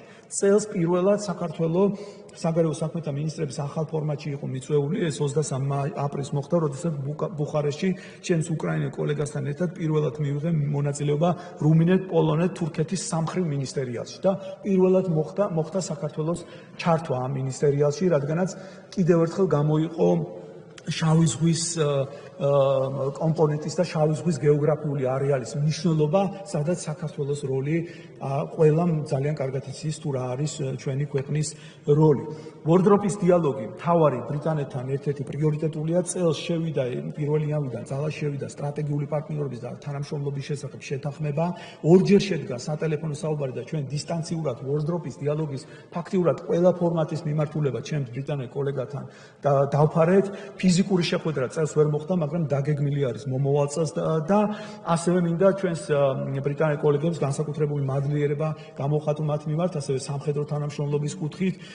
წელს შედგა Defender-ის ვიზიტი ბათუმის პორტში, ასევე გაერთიანებული სამეფოს აქტიური ჩართულობით დამტკიცა საქართველოს კიბერუსაფრთხოების ახალი ეროვნული სტრატეგია და საფრანგეთთანაც, ვისთანაც გვაქვს ამილახვარის დიმიტრი ამილახვარის სახელობის ქართულ-ფრანგული დიალოგი, ესეც მნიშვნელოვანი ფორმატია სტრატეგიული ფორმატების კუთხით და წელს უფრო ეკონომიკური განზომილებაზე იყო განხორციელებული აქცენტი. სულ ცოტა ხნის წინ მედეშის საკმაოდ წარმომადგენელი დელეგაციას უმასპინძლეთ ჩვენ საქართველოში, სადაც კონკრეტულ პროექტებზე, ეკონომიკურ პროექტებზე იყო საუბარი და უკვე რამდენიმე დელეგაციის რამდენიმე წევრის მხრიდან არის კონკრეტული ინიციატივა და დაინტერესება საქართველოში შემდგომ ინვესტიციებთან დაკავშირებით. საფრანგეთის განვითარების სააგენტომ საქართველოსთვის წლის განმავლობაში ორჯერ გამოყო მნიშვნელოვანი ფინანსური დახმარება 7 მილიონი ევროს ოდენობით საგრანტო დაფინანსება და 483 მილიონი ევროს დაფინანსების სახით. ასევე ჩვენ გააქტიურებული გვაქვს ეგრეთ წოდებული სამკუთხედის ფორმატი, ქართულ-გერმანულ-ფრანგული სამკუთხედის ფორმატი. მინისტრის მოადგილეების დონეზე რამდენიმე კონსულტაცია გაიმართა. გერმანიასთან დავაფუძნეთ ქართულ-გერმანული ბიზნეს დიალოგი და ფორუმი და უკვე რამდენიმე შეხვედრა ჩატარდა. ჩვენი საელჩო არის აქტიურად ჩართული. კლავინდებურად პანდემიის გამო ვერ ხერხდება ფიზიკურად ხშირად ჩასვლა, მაგრამ დისტანციურად ჩვენ მაქსიმალურად ვცდილობთ, რომ ამ ფორმატების ეფექტიანობა გავზარდოთ. და საქართველოს ირლანდიის ბიზნეს საბჭოს ჩამოყალიბება ერთ-ერთი მნიშვნელოვანია. მე თუ არ ვცდები, სწორედ დღეს და ხვალ ჩვენი საპარლამენტო დელეგაცია ირლანდიაში იმყოფება და იქნება ერთ-ერთი პრიორიტეტული სხვა საკითხებს შორის. მაღალი დონის სტრატეგიული დიალოგი, რომელიც ჩვენ უკრაინასთან განვაახლეთ და უკრაინასთან უპრეცედენტოდ მაღალი აქტივობა ჰქონდა წელს პრეზიდენტის ვიზიტი, როგორც საქართველოსთან უკრაინაში, ისე უკრაინიდან საქართველოში პრემიერის ორხრივ ვიზიტი, ჩემი ვიზიტი, უკრაინის საგარეო საქმეთა მინისტრის მონაწილეობა ბათუმის საერთაშორისო კონფერენციაში და რაც ძალიან მნიშვნელოვანი არის, ჩვენ განვაახლეთ ასევე სამთავრობოთშორისო კომისიის მუშაობა 21-22 ოქტომბერს ჩატარდა ეს სხდომა საკმაოდ ხანგრძლივი პაუზის შემდეგ და საქართველოს მონაწილეობა მიიღო ყირიმის პლატფორმაში. ეს იყო ჩვენი კიდევ ერთი სერიოზული მხარდაჭერა და კაფიო განაცვადი იმისა, რომ ჩვენ ვართ ჩვენს უკრაინელ ძმებთან ერთად იმ საერთო გამოწვევაში, რაც არის დაკავშირებული ოკუპაციასთან, ანექსიასთან და საქართველოს იყო იმ რამდენიმე ქვეყანასთან ერთად ერთ-ერთი აქტიური მონაწილე და მოგეხსენებათ ჩვენი ძალიან კაფიო გზავნილები, რომელიც პრემიერ-მინისტრმა იქ გააჟღერა. საქართველოს წელს გახდა ასევე ერთი წლის ვადით სუამის თავმჯდომარე ქვეყანა. აუცილებელია ამ ფორმატის კიდევ უფრო მეტად გააქტიურება და მისი გამოყენება სხვადასხვა საერთაშორისო ფარგლებში და მე მქონდა მინისტერიალი პირველი სექტემბერში ნიუ-იორკში გაეროს გენერალური ასამბლეის ფარგლებში ჩავატარეთ და ასევე დაგეგმილია, რომ იგივე ფორმატში ჩვენ სტოკჰოლმში, როდესაც დეკემბერში შევიკრიბებით ეუთოს მინისტერიალზე, იგივე ფორმატში განახდება ჩვენი თანამშრომლობა. მეზობელ ქვეყნებთან, რა თქმა უნდა, დაბალანსებული და პარტნიორული ურთიერთობა, რომელიც ორიენტირებულია ურთიერთსასარგებლო რეგიონული პოლიტიკის გატარებაზე, ჩვენი მთავარი პრიორიტეტია და 21 წელს ჩვენი გადადგმული ნაბიჯები ამ ხრივად ძალიან ბევრ რამეზე მეტყველებს. მოგეხსენებათ, რომ ესკალაცია, რომელიც რეგიონში მოხდა, ჩვენ გადავდგით ამ კონფლიქტთან მიმართებაში უაღრესად დაბალანსებული პოლიტიკა, ყისიერად იყო რეაგირება, როდესაც შეიზღუდა სამხედრო ტვისტების და სატრანზიტო გადაზიდვები, რამაც და ამ დროს პირიქით ხელი შეუწყოთ ჰუმანიტარული ტვირთების შეუფერხებელ ტრანზიტს, ამან მნიშვნელოვნად შეუწყო, რა თქმა უნდა, ხელი დეესკალაციას და ჩვენი აქტიური კომუნიკაცია ორივე მეზობელთან. აქ მინდა, რა თქმა უნდა, მე დარწმუნებული ვარ, რომ გექნებოდათ ამაზე კითხვები, მაგრამ იგივე 3+3 ფორმაზე ვისაუბრეთ და ძალიან გააქტიურდა ამასთან დაკავშირებით ინიციატივები, რომელიც ჩვენ სხვა გვესმის და საქართველოს შესაძლო ჩართულობაზე ამასთან დაკავშირებით. მე მინდა გითხრათ, რომ მე მქონდა შეხვედრები ამასთან დაკავშირებით, როგორც ჩვენს თურქ პარტნიორებთან, ისე აზერბაიჯანის კოლეგებთან და სომეხ კოლეგასთან. ასევე, როდესაც ირანის საგარეო საქმეთა მინისტრი იმყოფებოდა საქართველოში. მათთვის ჩვენი პოზიცია ძალიან მკაფიოა. ჩვენ ვერ მივიღებთ ისეთ პროექტში, ისეთ გეოპოლიტიკურ და ეს გეოპოლიტიკური პროექტია, ხო? მე მგონი არ დავობთ ამას. სადაც მონაწილეობს ქვეყანა, რომელსაც აქვს ოკუპირებული ჩვენი ქვეყნის ტერიტორიები. ეს პოზიცია მე ძალიან ცხადად გავაჟღერე საჯარო პრესკონფერენციაზე თურქეთის საგარეო საქმეთა მინისტრთან, ასევე აზერბაიჯანში ვიზიტის შემდეგ და ჩემს სომეხ კოლეგასთან ვიზიტის შემდეგ. რა თქმა უნდა, ჩვენი სურვილია, რომ მეტი ჩართულობა იყოს რეგიონში ჩვენი დასავლელი პარტნიორების, ამაზე მუდმივად საუბრობ ჩემს ამერიკელ კოლეგებთან, მუდმივად საუბრობ ჩემს ევროპელ კოლეგებთან, არ უნდა გაჩნდეს სივრცე, სარიელი სივრცე, სადაც არ იქნება პროცესებში ჩართული დასავლეთი. და ამას მე ვფიქრობ, რომ ძალიან კარგად აცნობიერებენ. აუცილებელია რა ალტერნატივას ვთავაზობთ ჩვენ. ჩვენი ალტერნატივა არის ის ინიციატივები, რაც ჩვენ წამოვაყენეთ. იგივე სამეულის ფორმატი, სამხრეთ კავკასიის 3 ქვეყნის, საქართველო, აზერბაიჯანი, სომხეთი. თბილისი იქცეს პლატფორმა დიალოგისთვის სამხრეთ კავკასიის ქვეყანას შორის. რა თქმა უნდა, ჩვენ არ გვაქვს იმის ამბიცია და არც რესურსი, რომ საქართველო რაღაცა პოლიტიკური ან კონფლიქტის საკითხებთან დაკავშირებით იმ პროცესში, თუნდაც ის დემარკაცია დელიმიტაციის საკითხი, რომელიც ორ ქვეყანას შორის მიმდინარეობს, იქ რაღაცა მედიატორის როლი შევასრულოთ. არა გვაქვს ამის ამბიცია და არც სურვილი რომ ამ პროცესში ჩავერთოთ. ჩვენ გვაქვს ამბიცია, რომ შევთავაზოთ ჩვენს მეზობლებს ეკონომიკური პროექტები, რომელიც დაეხმარება რეგიონში დაძაბულობის მოხსნას. რომელიც დაეხმარება რეგიონში საშუალოვადიანი და გრძელვადიანი მშვიდობის დამყარებას. ასეთ პროექტებში ჩვენ უკვე ჩართული ვართ, იგივე აზერბაიჯანთან, თურქეთთან, ბაქო-თბილისი-ყარსი, ბაქო-თბილისი-ჯეიხანი, ასევე ტრანსადრიატიკული და ტრანსანატოლიური პროექტები, რომელიც უზრუნველყოფს ენერგორესურსებით მდიდარი კასპიის რეგიონიდან ჩვენი ტერიტორიის გასვლით ევროპაში ენერგორესურსების გატანას. ესეც შესაძლებლობა არის ჩვენი სომეხი პარტნიორებისთვის, რომ ისინი შემოუერთდნენ და ჩვენი გადასაწყვეტია პირველ რიგში კავკასიის, სამხრეთ კავკასიის 3 ქვეყნის გადასაწყვეტია სამხრეთ კავკასიის მომავალი. ეს არის ჩვენი სურვილი, რომ მათ ვესაუბროთ კონკრეტულ ეკონომიკურ პროგრამებზე, ლოჯისტიკურ პროგრამებზე, სატრანსპორტო პროექტებზე, ხალხთა შორის ურთიერთობაზე, ტრანზიტზე, ვესაუბროთ ტურიზმზე. ეს არის ჩვენი სურვილი. და არამც ის, რომ რაღაცა ჩავერთოთ ისეთ ჰიპოთეტური პროექტების განხილვაში, რომელსაც რაღაცა გეოპოლიტიკური დანიშნულება აქვს. და მე მგონი ეს პოზიცია ცხადია და ამას არ ჭირდება რაღაცა ზედმეტი სპეკულაციები, რომელიც ჩვენ ძალიან ბევრი ვიხილეთ. ამას ემსახურება სწორედ ასევე პრემიერ-მინისტრის გაეროს უმაღლესი ტრიბუნიდან გაჟღერებული ინიციატივა, მშვიდობიანი სამეზობლოს ინიციატივა. სწორედ ეს არის, რაც დააცხრობს სამხრეთ კავკასიაში სიტუაციას და რაც შესაძლებას გახდის ახალი მნიშვნელოვანი ინფრასტრუქტურული პროექტების განვითარებას. ასევე მინდა გითხრათ, რომ 15 ნოემბერს ერთი კვირის წინ, როდესაც ბრიუსელში გახდით აღმოსავლეთ პარტნიორობის მინისტერიაზე, ვესაუბრე ორივე ჩემ კოლეგას.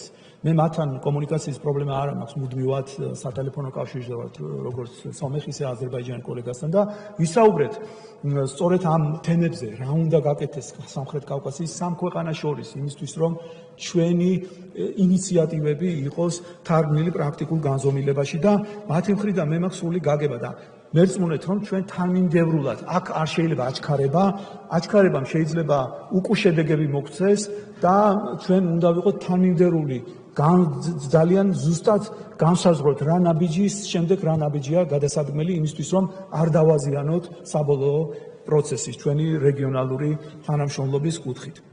მინდა ასევე გითხრათ, რომ თურქეთთან, როგორც ჩვენს მეზობელთან სტრატეგიული პარტნიორობა წელს უპრეცედენტო დონეზე ავიდა. იყო ჩემი ვიზიტი თურქეთის, ოფიციალური ვიზიტი თურქეთში, რასაც შემდეგ მოყვა პრემიერ-მინისტრის სახელმწიფო ვიზიტი. მინდა გითხრათ, რომ თავიდან იყო ოფიციალური ვიზიტი, მაგრამ ჩვენი თურქმა კოლეგებმა ეს სახელმწიფო ვიზიტის დონეზე აიყვანეს. სახელმწიფო ვიზიტი არის ვიზიტების უმაღლესი დონე და კიდევ ერთხელ მიანიშნებს პატივისცემას და დამოკიდებულებას შენი ქვეყნის მიმართ და ყველამ კარგად ვიხილეთ თუ როგორ მიიღეს იქ საქართველოს პრემიერ-მინისტრი და ის გაჟღერებული გზავნილები, ის შეთანხმებები სავაჭრო ეკონომიკური კუთხით, თუნდაც სატრანსპორტო პოტენციალის ჩვენი არსებული ეკონომიკური რეგიონში როლის გათვალისწინებით ეს ძალიან დასაფასებელი არის და ფიქრობ, რომ აქაც ძალიან სერიოზული პოტენციალი არის მომავალში განვითარების. ქონდა ასევე საქართველოს პრემიერ-მინისტრის ვიზიტები აზერბაიჯანში ორჯერ იმყოფებოდა ის, ასევე ერთხელ უკვე სამთავრობო კომისიის პარლამენტში, რომელიც 11 წელია არ იყო გამართული და ჩვენ განვაახლეთ სამთავრობოთა შორის კომისიის მუშაობა. თავისი კონკრეტული მიმართულებით და სექტორული თანამშრომლობის მიმართულების გამოკვეთის კუთხით, ასევე სომხეთში განხორციელებული ვიზიტი და პრემიერ პაშინიანის საპასუხო ვიზიტი მას შემდეგ, რაც ის უკვე არჩეული იქნა ხელმეორედ პრემიერ-მინისტრად და ვფიქრობ, რომ ამ მიმართულებითაც ჩვენი მთავარი ორივე ქვეყანასთან მოგეხსენებათ არის ეს დემარკაცია დელიმიტაციის საკითხი და მინდა გითხრათ, რომ მიუხედავად კოვიდისა და ძალიან ხელი შეგუშალა სიტუაციის ესკალაციამ, რომელიც და ორ ქვეყანას შორის არის და ეს კიდევ არ წასულა დეესკალაციის მიმართულებით, იცით რომ გუშინწინაც იქ სერიოზული დაპირისპირება მიმდინარეობდა და მაგრამ არ ვფიქრობთ რომ ერთი წამით ჩვენ მუშაობა შეგვიჩერებია. ჩვენ მუდმივად ვართ სამუშაო რეჟიმში, ინფორმაციების გასვლის რეჟიმში და როგორც კი ამავე დროს ახალი პრობლემა წარმოიშვა. მათ შორის მიდის უკვე დემარკაცია დელიმიტაციის საკითხი და ამიტომ პრიორიტეტები უფრო მათთვის არის ორ ქვეყანას შორის დემარკაცია დელიმიტაციის საკითხის განსაზღვრა. მაგრამ მერწმუნეთ რომ ამ მიმართულებით ჩვენ აუცილებლად დაუბრუნდებით და სამთავრობო კომისიის მუშაობა ინტენსიურ ფაზაში შევა. მინდა ასევე დაკავშირებულობადობის და ეკონომიკური დიპლომატიის კუთხით ჩვენი საქმიანობის და იმ რეგიონზე გავამახვილო ყურადღება, რომელიც ჩვენი საგარეო პოლიტიკის მრავალვექტორულობაზე მიანიშნებს, ეს არის ურთიერთობის განვითარება, გაღრმავება აზიის, ოკეანეთის, ახლო აღმოსავლეთის, აფრიკის და ლათინური ამერიკის ქვეყნებთან. აუცილებელი იყო, რომ მათთან ეკონომიკური მიმართულებით და ახალი სატრანსპორტო ინიციატივების თვალსაზრისით მუშაობის გააქტიურება. პანდემია ყველაფერს აფერხებს, მაგრამ მიუხედავად ამისა, მაქსიმალურად ვიზიტებით ჩვენ შევეცადეთ, რომ მაქსიმალური შედეგი გამოგვეღო წელს. პირველად ისტორიული შედეგი განხორციელდა წელს საქართველოში ინდოეთის საგარეო საქმეთა მინისტრის ვიზიტი. არასდროს დამოუკიდებელი საქართველოს ისტორიაში ინდოეთის ასეთი დონის დელეგაცია საქართველოში არ ყოფილა და მოგეხსენებათ, რომ მან საქართველოს უსასყიდლოდ მუდმივ მფლობელობაში გადმოსცა გუაში აღმოჩენილი წმინდა ქედევან წამებული წმინდა ნაწილების ერთი ფრაგმენტი. ეს იყო ძალიან დიდი მადლიერებას გრძნობა მინდა გამოვხატო ჩვენი ინდოელი კოლეგების მიმართ, მათი მხრიდან ძალიან ღირსეული ნაბიჯი იყო და ამ ვიზიტს მოყვა ასევე კონკრეტული საუბრები დაკავშირებულობასთან დაკავშირებითაც. რადგანაც მოგეხსენებათ, რომ აზიის ქვეყნებსაც აქვს მსგავსი სახის დაკავშირებულობის დიალოგი ევროკავშირთან. იგივე დიალოგი გვაქვს ევროკავშირთან ჩვენ. ამიტომ უნდა მოხდეს ჩვენი სურვილია, რომ მსგავსი დიალოგების ურთიერთშერწყმა უნდა მოხდეს და აქედან დაკავშირებულობადობა, სადაც საქართველოს წამყვანი როლი უკავია აღმოსავლეთთან დასავლეთ შორის დაკავშირებადობის კუთხით, იყოს ეს პოტენციალი მაქსიმალურად გამოყენებული. პანდემიასთან ბრძოლის კუთხით უპრეცედენტო იყო ჩინეთის მხრიდან აღმოჩენილი დახმარება. მოგეხსენებათ, რომ ვაქცინაციის გადმოცემა 3 ეტაპად განვითარდა, აპრილში, ივლისში და ოქტომბერში განხორციელდა და ჯამში საქართველოს ჩინეთისგან მიიღო 2.700.000 დოზა, მათ შორის 100.000 დოზა სინოვაკი. ჩვენი საელჩო აქტიურად იყო ჩართული ამ პროცესში, ისე როგორც ჩვენი სამინისტრო აქ თბილისში ადგილზე და ჯანდაცვის სამინისტროსთან ერთად, NCDC-სთან ერთად, ასევე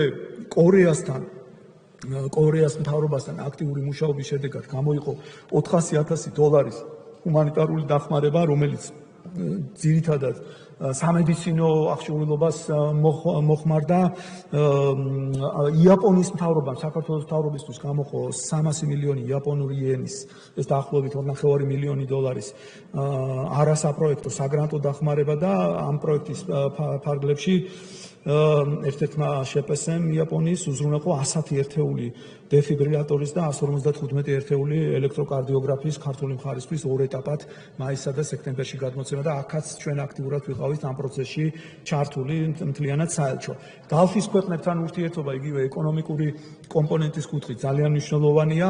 ორმხრივი ვიზიტები განხორციელდა, ველით რომ დეკემბერში საქართველოს ექსპო 2020-ში, რომელიც დუბაიში გაიმართება, აქტიურად მიიღებს მონაწილეობას. ჩვენ გვექნება იქ ჩვენ წავდგებით ჩვენი ეკონომიკური შესაძლებლობების და საინვესტიციო პოტენციალის წარმოჩენის თვალსაზრისით და ასევე ლათინური ამერიკიდანაც ურუგვაის საგარეო მინისტრის პირველი ვიზიტი განხორციელდა. ესეც პირველად იყო ჩვენს დამოუკიდებლობის ისტორიაში და მათი მხრიდანაც არის სურვილი, რომ გააქტიურდეს სავაჭრო ეკონომიკური თანამშრომლობა.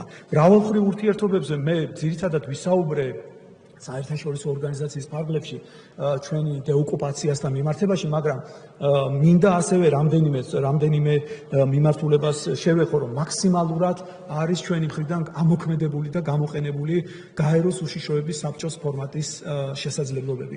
2008 წლიდან 12 წლამდე არც ერთხელ მსგავსი სახის ინიციატივები, რომ ჩვენს პარტნიორ ქვეყნებს წარმოედგინა და ინიცირებული ყოფილიყო საქართველოს პრობლემატიკის განხილვა უშიშროების საბჭოს ფორმატში არ მოხდარა და ჩვენ ეს შევძელით და ვიხილეთ 2008 წლის ომთან დაკავშირებით უშიშროების საბჭოს წევრების ძალიან ძლიერი დამგმობი განცხადებები.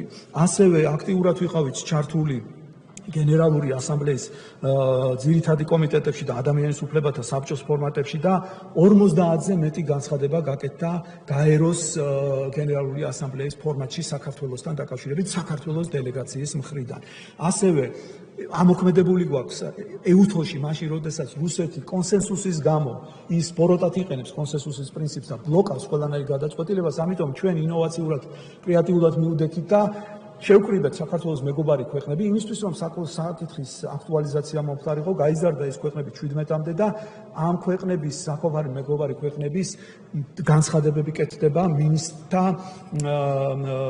მინისტერიალებზე და ეუთოს მუდმივი საბჭოს ხრომებზე 15 განცხადება გაკეთდა წლის განმავლობაში. ასევე მნიშვნელოვანია, რომ ჩვენ აქტიურად ვიყავით ჩართული საარჩევნო პროცესში საერთაშორისო დამკვირვებლების მოწვევის კუთხით, ეუთო ოდირი, რომელიც გახდათ ყველაზე დიდი სადამკვირვებლო მისია და ჩვენ მათ ვთხოვეთ, რომ ისინი ყოფილიყვნენ არა მხოლოდ პირველი, არამედ მეორე ტურების დროს და უპრეცედენტო იყო ისიც, იმიტომ რომ როგორც წესი ადგილობრივ არჩევნებს ეუთო ოდირი არ აკვირდება.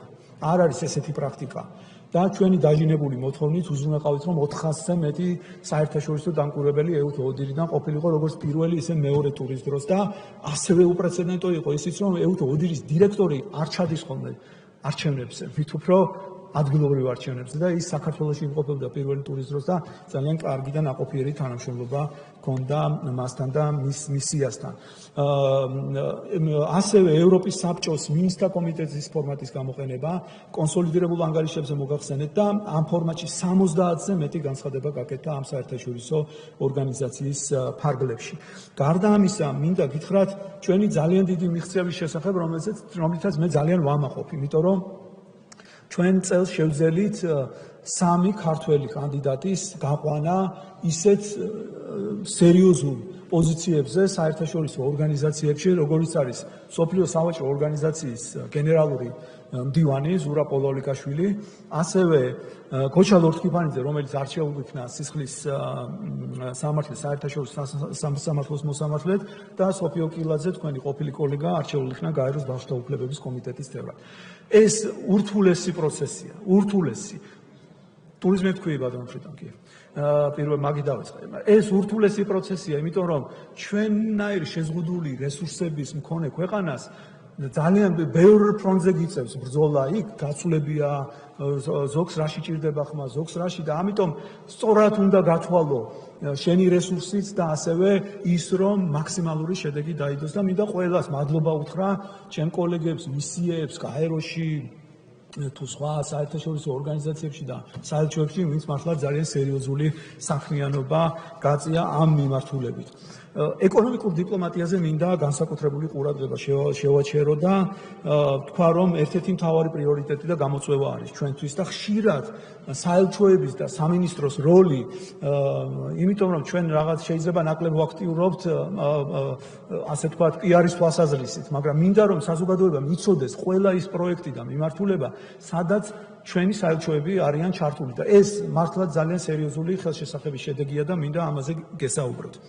მიმდინარე წელს გაიმართა 25 ბიზნეს დელეგაციის ვიზიტი საქართველოში და ბიზნეს ფორუმი. ასევე 17 ონლაინ ბიზნეს შეხვედრა. ეს იყო ბულგარეთი, ირლანდია, საბერძნეთი, სლოვენია, უკრაინა, იაპონია, მალაზიის ბიზნესებს შორის. ასევე ბერნში, ვილნიუსში, კიევში, სეულში, დოჰაში, მადრიდში, ლონდონში, ლიონში, სან-ფრანცისკოში საერთაშორისო გამოფენები, ფესტივალები და სემინარები და კონფერენციები და პრეზენტაციები. ყველა ამ ჩამოთვლილ ღონისძიებაში არის ჩვენი საგარეო საქმეთა სამინისტროს მნიშვნელოვანი წვლილი და როლი და ჩვენი მისიების და საელჩოების. გარდა ამისა, უცხოური ინვესტიციების მოზიდვის კუთხითაც აქტიურად არიან ჩვენები ჩართული.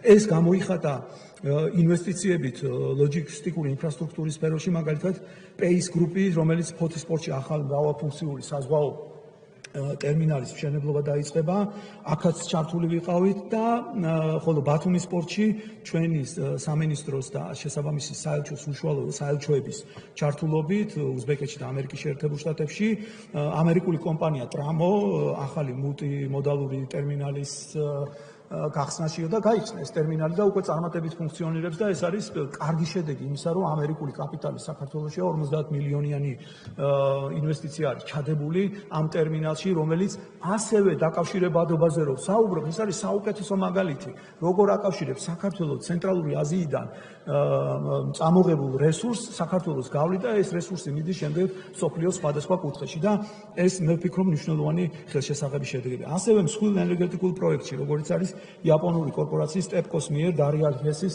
31.5 წილის შესყიდვა. აქტიურად ვიყავით აქაც ჩართული. ტურისტული ინფრასტრუქტურის განვითარების სფეროში არის ესეთი ბრიტანული დეველოპერული კომპანია MRMU და მზიური გარდენს ფარგლებში მულტიფუნქციური კომპლექსის და Crown Plaza 5 ვარსკვლავიანი სასტუმრო მშენებლობის ხელშეწყობა, აქაც ჩართული იყო ჩვენი საელჩო. ჩეხურ-სლოვაკურმა კომპანიამ Green Resort-მა ქალაქ ქობულეთში ასევე მსხვილი საინვესტიციო პროექტის განხორციელება დაიწყო.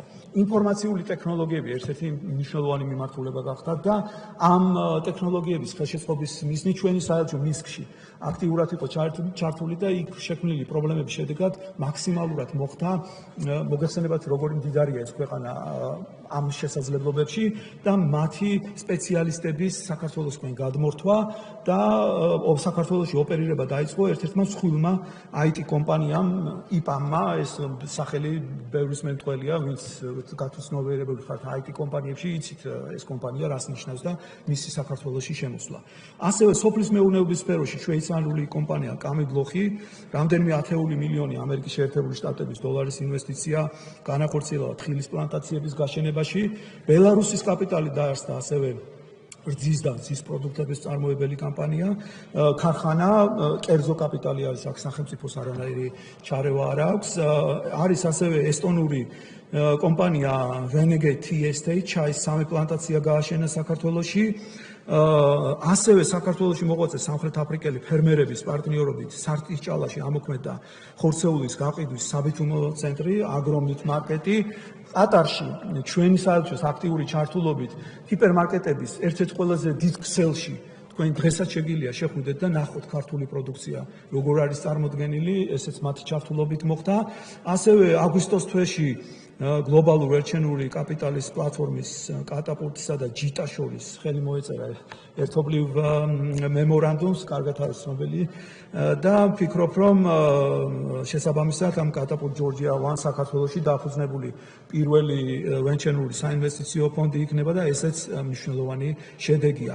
ბრიტანეთში საქართველოს საელჩოს ინიციატივით ამოქმედა საქართველოს UK Georgia Trade Hub პროექტი, რომელიც საქართველოს და ბრიტანეთს შორის ექსპორტ-იმპორტის ხელშეწყობის ახალი ინოვაციური პროექტია და პროექტის დაწყებიდან ერთ თვეში 30-მდე მცირე და საშუალო ზომის ქართულმა კომპანიამ მიიღო უკვე ჩაერთო ამ პროცესში და ისინი აქტიურად არიან თავიანთი პროდუქციის რეალიზაციით.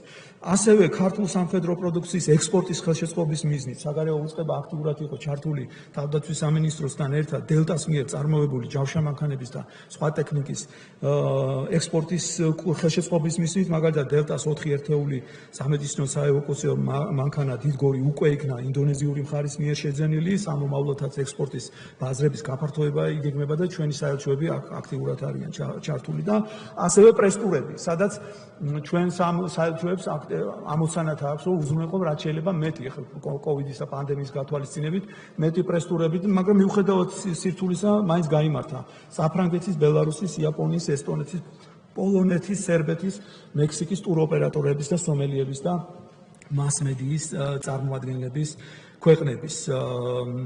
მინდა ასევე გითხრათ, რომ 21 წლის 29 იანვარს ხელი მოვაწერეთ საქართველოს და იაპონიის შორის ინვესტიციების და ლიბერალიზაციის ხელშეწყობის დაცვის შესახებ შეთანხმებას და აქტიურად მუშაობთ ასევე ისრაელთანაც შესაბამისი თავისუფალი ვაჭრობის გაფორმების მიმართულებითაც. რა თქმა უნდა, ევროკავშირთან პრიორიტეტი არის დაკავშირებულობადობა და ამ თვალსაზრისითაც ხელშეუწყობთ საქართველოს რუმინეთის დამაკავშირებელი შავი ზღვის წყალქვეშა ელექტროგადამცემი ხაზის პროექტის რეალიზაციას, რათა მოხდეს მისი რეალიზაცია, ასევე ევროკომისიასა და მსოფლიო ბანკის საინვესტიციო სამოქმედო გეგმით ტენტის განსაზღვრული პროექტების რეალიზაცია. ახალი საპროექტო ბაზრების მოძიებაში აქტიურად არიან ჩვენი საელჩოები ჩართული და რა თქმა უნდა პირდაპირ საჰაერო მიმოსვლების გაძლიერება. და ბოლო მიმართულება, მეგონი ძალიან გამიგზავნა, მაგრამ დავასრულებ. ბოლო მიმართულება გახლავთ ეს ძლიერი დიასპორა, ძლიერი ქართული კულტურული საგანმანათლებლო კერების საზღვარგარეთ. დიასპორასთან ურთიერთობა ჩვენი საგარეო პოლიტიკის ერთ-ერთი მთავარი პრიორიტეტია. მინდა გითხრათ, რომ ჩატარდა არაერთი მნიშვნელოვანი ღონისძიება, რომელშიც დიასპორის წარმომადგენლებთან ერთად მონაწილეობდნენ პრეზიდენტი, პარლამენტის თავმჯდომარე, საკანონმდებლო აღმასრულებელია ბატონი ბექა, რომელიც რა ვიცი ჩვენ თითქმის სინქრონულად ერთად მუშაობთ კომიტეტთან ერთად დიასპორული საქმიანობის კუთხით, ყველაფრის საქმის გულში ყავთ. ხართ ჩატარდა ქართულ დიასპორის ეკონომიკური კონფერენცია, ჩატარდა დიასპორის დღისადმი მიზღვნილი ფორუმი, ჩატარდა წარმატებული დიასპორული პროექტების დაჯილდოების ცერემონია, გაგრძელდა დიასპორული საგრანტო პროგრამების განხორციელება და ძალიან დიდი მოწონება აქვს ამ საგრანტო პროგრამებს და დიდი სურვილი არის რომ რაც შეიძლება მეტი რესურსი იყოს აქ მოძიებული და რა თქმა უნდა ბიუჯეტში თუ კი მომავალი წლის ბიუჯეტში იქნება გათვალისწინებული ამ რა თქმა უნდა გავზდით ამას. ასევე იყავი შენი ქვეყნის ახალგაზრდა ელჩი, ესეც ძალიან წარმატებული ახალი პროგრამა არის, რომელიც გაგრძელდა და დაინერგა ასევე ახალი პროექტები. უცხოეთში მოქმედი ქართული ცეკვის და სიმღერის ფოლკლორული ანსამბლების მხარდაჭერა. მინდა გითხრათ, რომ ეს არის ძალიან დიდი სურვილი, სადაც ჩავდივარ, ყველა ჩვენი დიასპორელი აყენებს მოთხოვნას, რომ დავაფინანსოთ ეს კულტურული და ფოლკლორული ცეკვის ანსამბლები და კარგია, რომ გამოიძებნა ბიუჯეტის შესაძლებლობა და ამ ხრივ ჩვენ გვექნება შესაძლებლობა მომავალ წელსაც გავაგრძელოთ ეს პროგრამა. მომზადდა ასევე მიგრაციის პრაქტიკული მზამკვლევი ქართულ ენაზე, რაც ეხმარება ადგილზე ჩვენ დიასპორის წარმომადგენლებს იქ არსებული მიგრაციული კანონმდებლობის ზუსტ გაგებაში. დავასრულეთ ასევე ლევილის მამულის პირველი ფაზა, რომელიც საგარეო საქმეთა სამინისტროს პირველი ეტაპი იყო, იქ მოწყობა საცხოვრებელი ფართით და ჩვენ ეს პროექტის პირველი ფაზა დავასრულეთ და ამჟამად უკვე პროექტის განხორციელება გადაეცა კულტურის სამინისტროს და დარწმუნებული ვარ, რომ კულტურის სამინისტრო წარმატებით დაასრულებს მთლიან ფაზას. ასევე წარმატებით მიმდინარეობს ქართული ენის სწავლების საპილოტო პროგრამის განხორციელება სხვადასხვა ქვეყნებში და ამოქმედა 11 ახალი საკვირაო სკოლა. რა თქმა უნდა, სამომავლო გეგმებზეც აქტიურად ვართ კომუნიკაციაში საერთაშორისო პარტნიორებთან, მიგრაციის საერთაშორისო ორგანიზაციასთან, GIZ-თან, ICMP-თან, რათა ახალი პროექტები და ახალი გზები მოვძებნოთ იმისთვის, რომ მაქსიმალურად უზრუნველყოთ ჩვენი დიასპორების ჩართულობა და კულტურული კერების დაფუძნება. წელს უნდა გითხრათ, რომ საქართველოს დღევანდელი მონაცემებით გააჩნია საზღვარგარეთ 77 წარმომადგენლობა, 77 მისია, ეს საკმაოდ ისეთი დიდი რიცხვი არის, მაგრამ ჩვენნაირი რესურსების ქვეყნისთვის მაქსიმალურს ვაკეთებთ, რომ ქვეყნებიდან მოხდეს გადაფარვა სხვა ქვეყნების. რა თქმა უნდა, ეს არის იმ შესაძლებლობებიდან გამომდინარე, რა შესაძლებლობაც გვაქვს ბიუჯეტის ფარგლებში.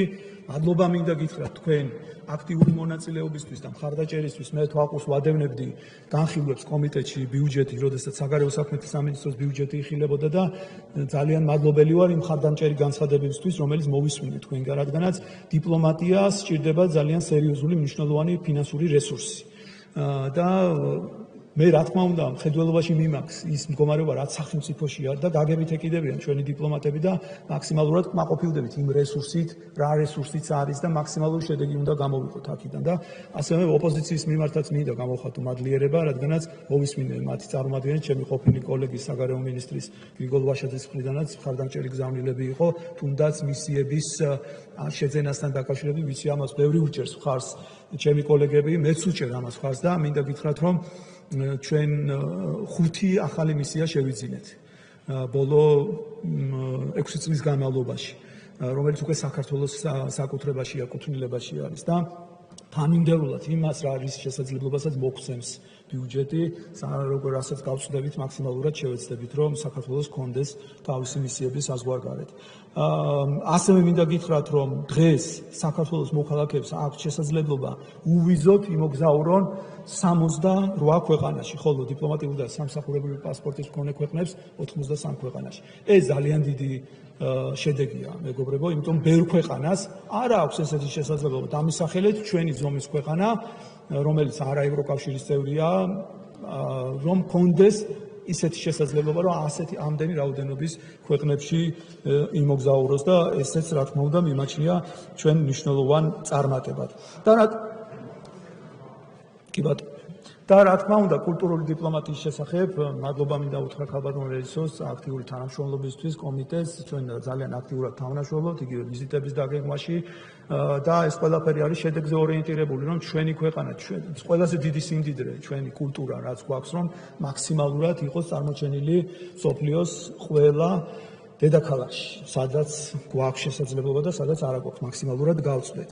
მინდა რამდენიმე მაგალითი გითხრათ, მადლობა თქვენ ბოლოს იუნესკოში მონაწილეობისთვის და ბათუმის დასახელება როგორც მუსიკალური ქალაქის, ესეც დააგვეხმარება ჩვენი ქვეყნის ცნობადობის ამაღლებაში, რა თქმა უნდა და ერთ-ერთი მნიშვნელოვანი ხელშესაყრელი შედეგი არის ეს და მინდა ვთქვა, რომ ამ მიმართულებითაც გვაქვს რამდენიმე კარგი შედეგი, რომელიც მინდა გავაჟღერო, ეს არის პარლამენტისთვის ეროვნულ ბიბლიოთეკას გადაეცა და ემიგრაციის მუზეუმში განთავსდა ქართველი გენერლის ზაქარია მდივნის და მისი შვილის ნინა მდივნის საარქივო დოკუმენტაცია, რომელიც დიდ ბრიტანეთში ინახებოდა და ჩვენი საელჩო იყო ჩართული მის მოპოვებაში და მოვიპოვეთ და დააბრუნდა საქართველოში. კორეაში მოეწყო დიდი გამოფენა საქართველოს მეღვინეობის აკვანი, საქართველოს 8000 წლიანი ტრადიციის ამსახველი შესაბამისი ფოტომასალით და გამოფენით და ასევე დეგუსტაციით ქართული ღვინის, ვატიკანში საქართველოს პრეზიდენტის ვიზიტის ფარგლებში განათლების და კულტურის სფეროში თანამშრომლობის მემორანდუმს მოეწერა ხელი, ენების ეროვნული დღისადმი მიზღული ღონისძიება გაიმართა თითქმის ყველა დიპლომატიურ მისიაში, მიმდინარე წელს იუნესკოს დაფინანსებით დაფინანსდა 4 პროექტი, რომლის ჯამური შემადგენლობა $72000 და გენერალური მდივნის გადაწყვეტილებითაც ითქვა, რომ 21 წელი წიგნის მსოფლიო დედაქალაქად იყო თბილისი გამოცხადებული და კულტურული თვითგამოხატვის მრავალფეროვნების დაცვის და ხელშეწყობის კომიტეტის წევრად არჩეული.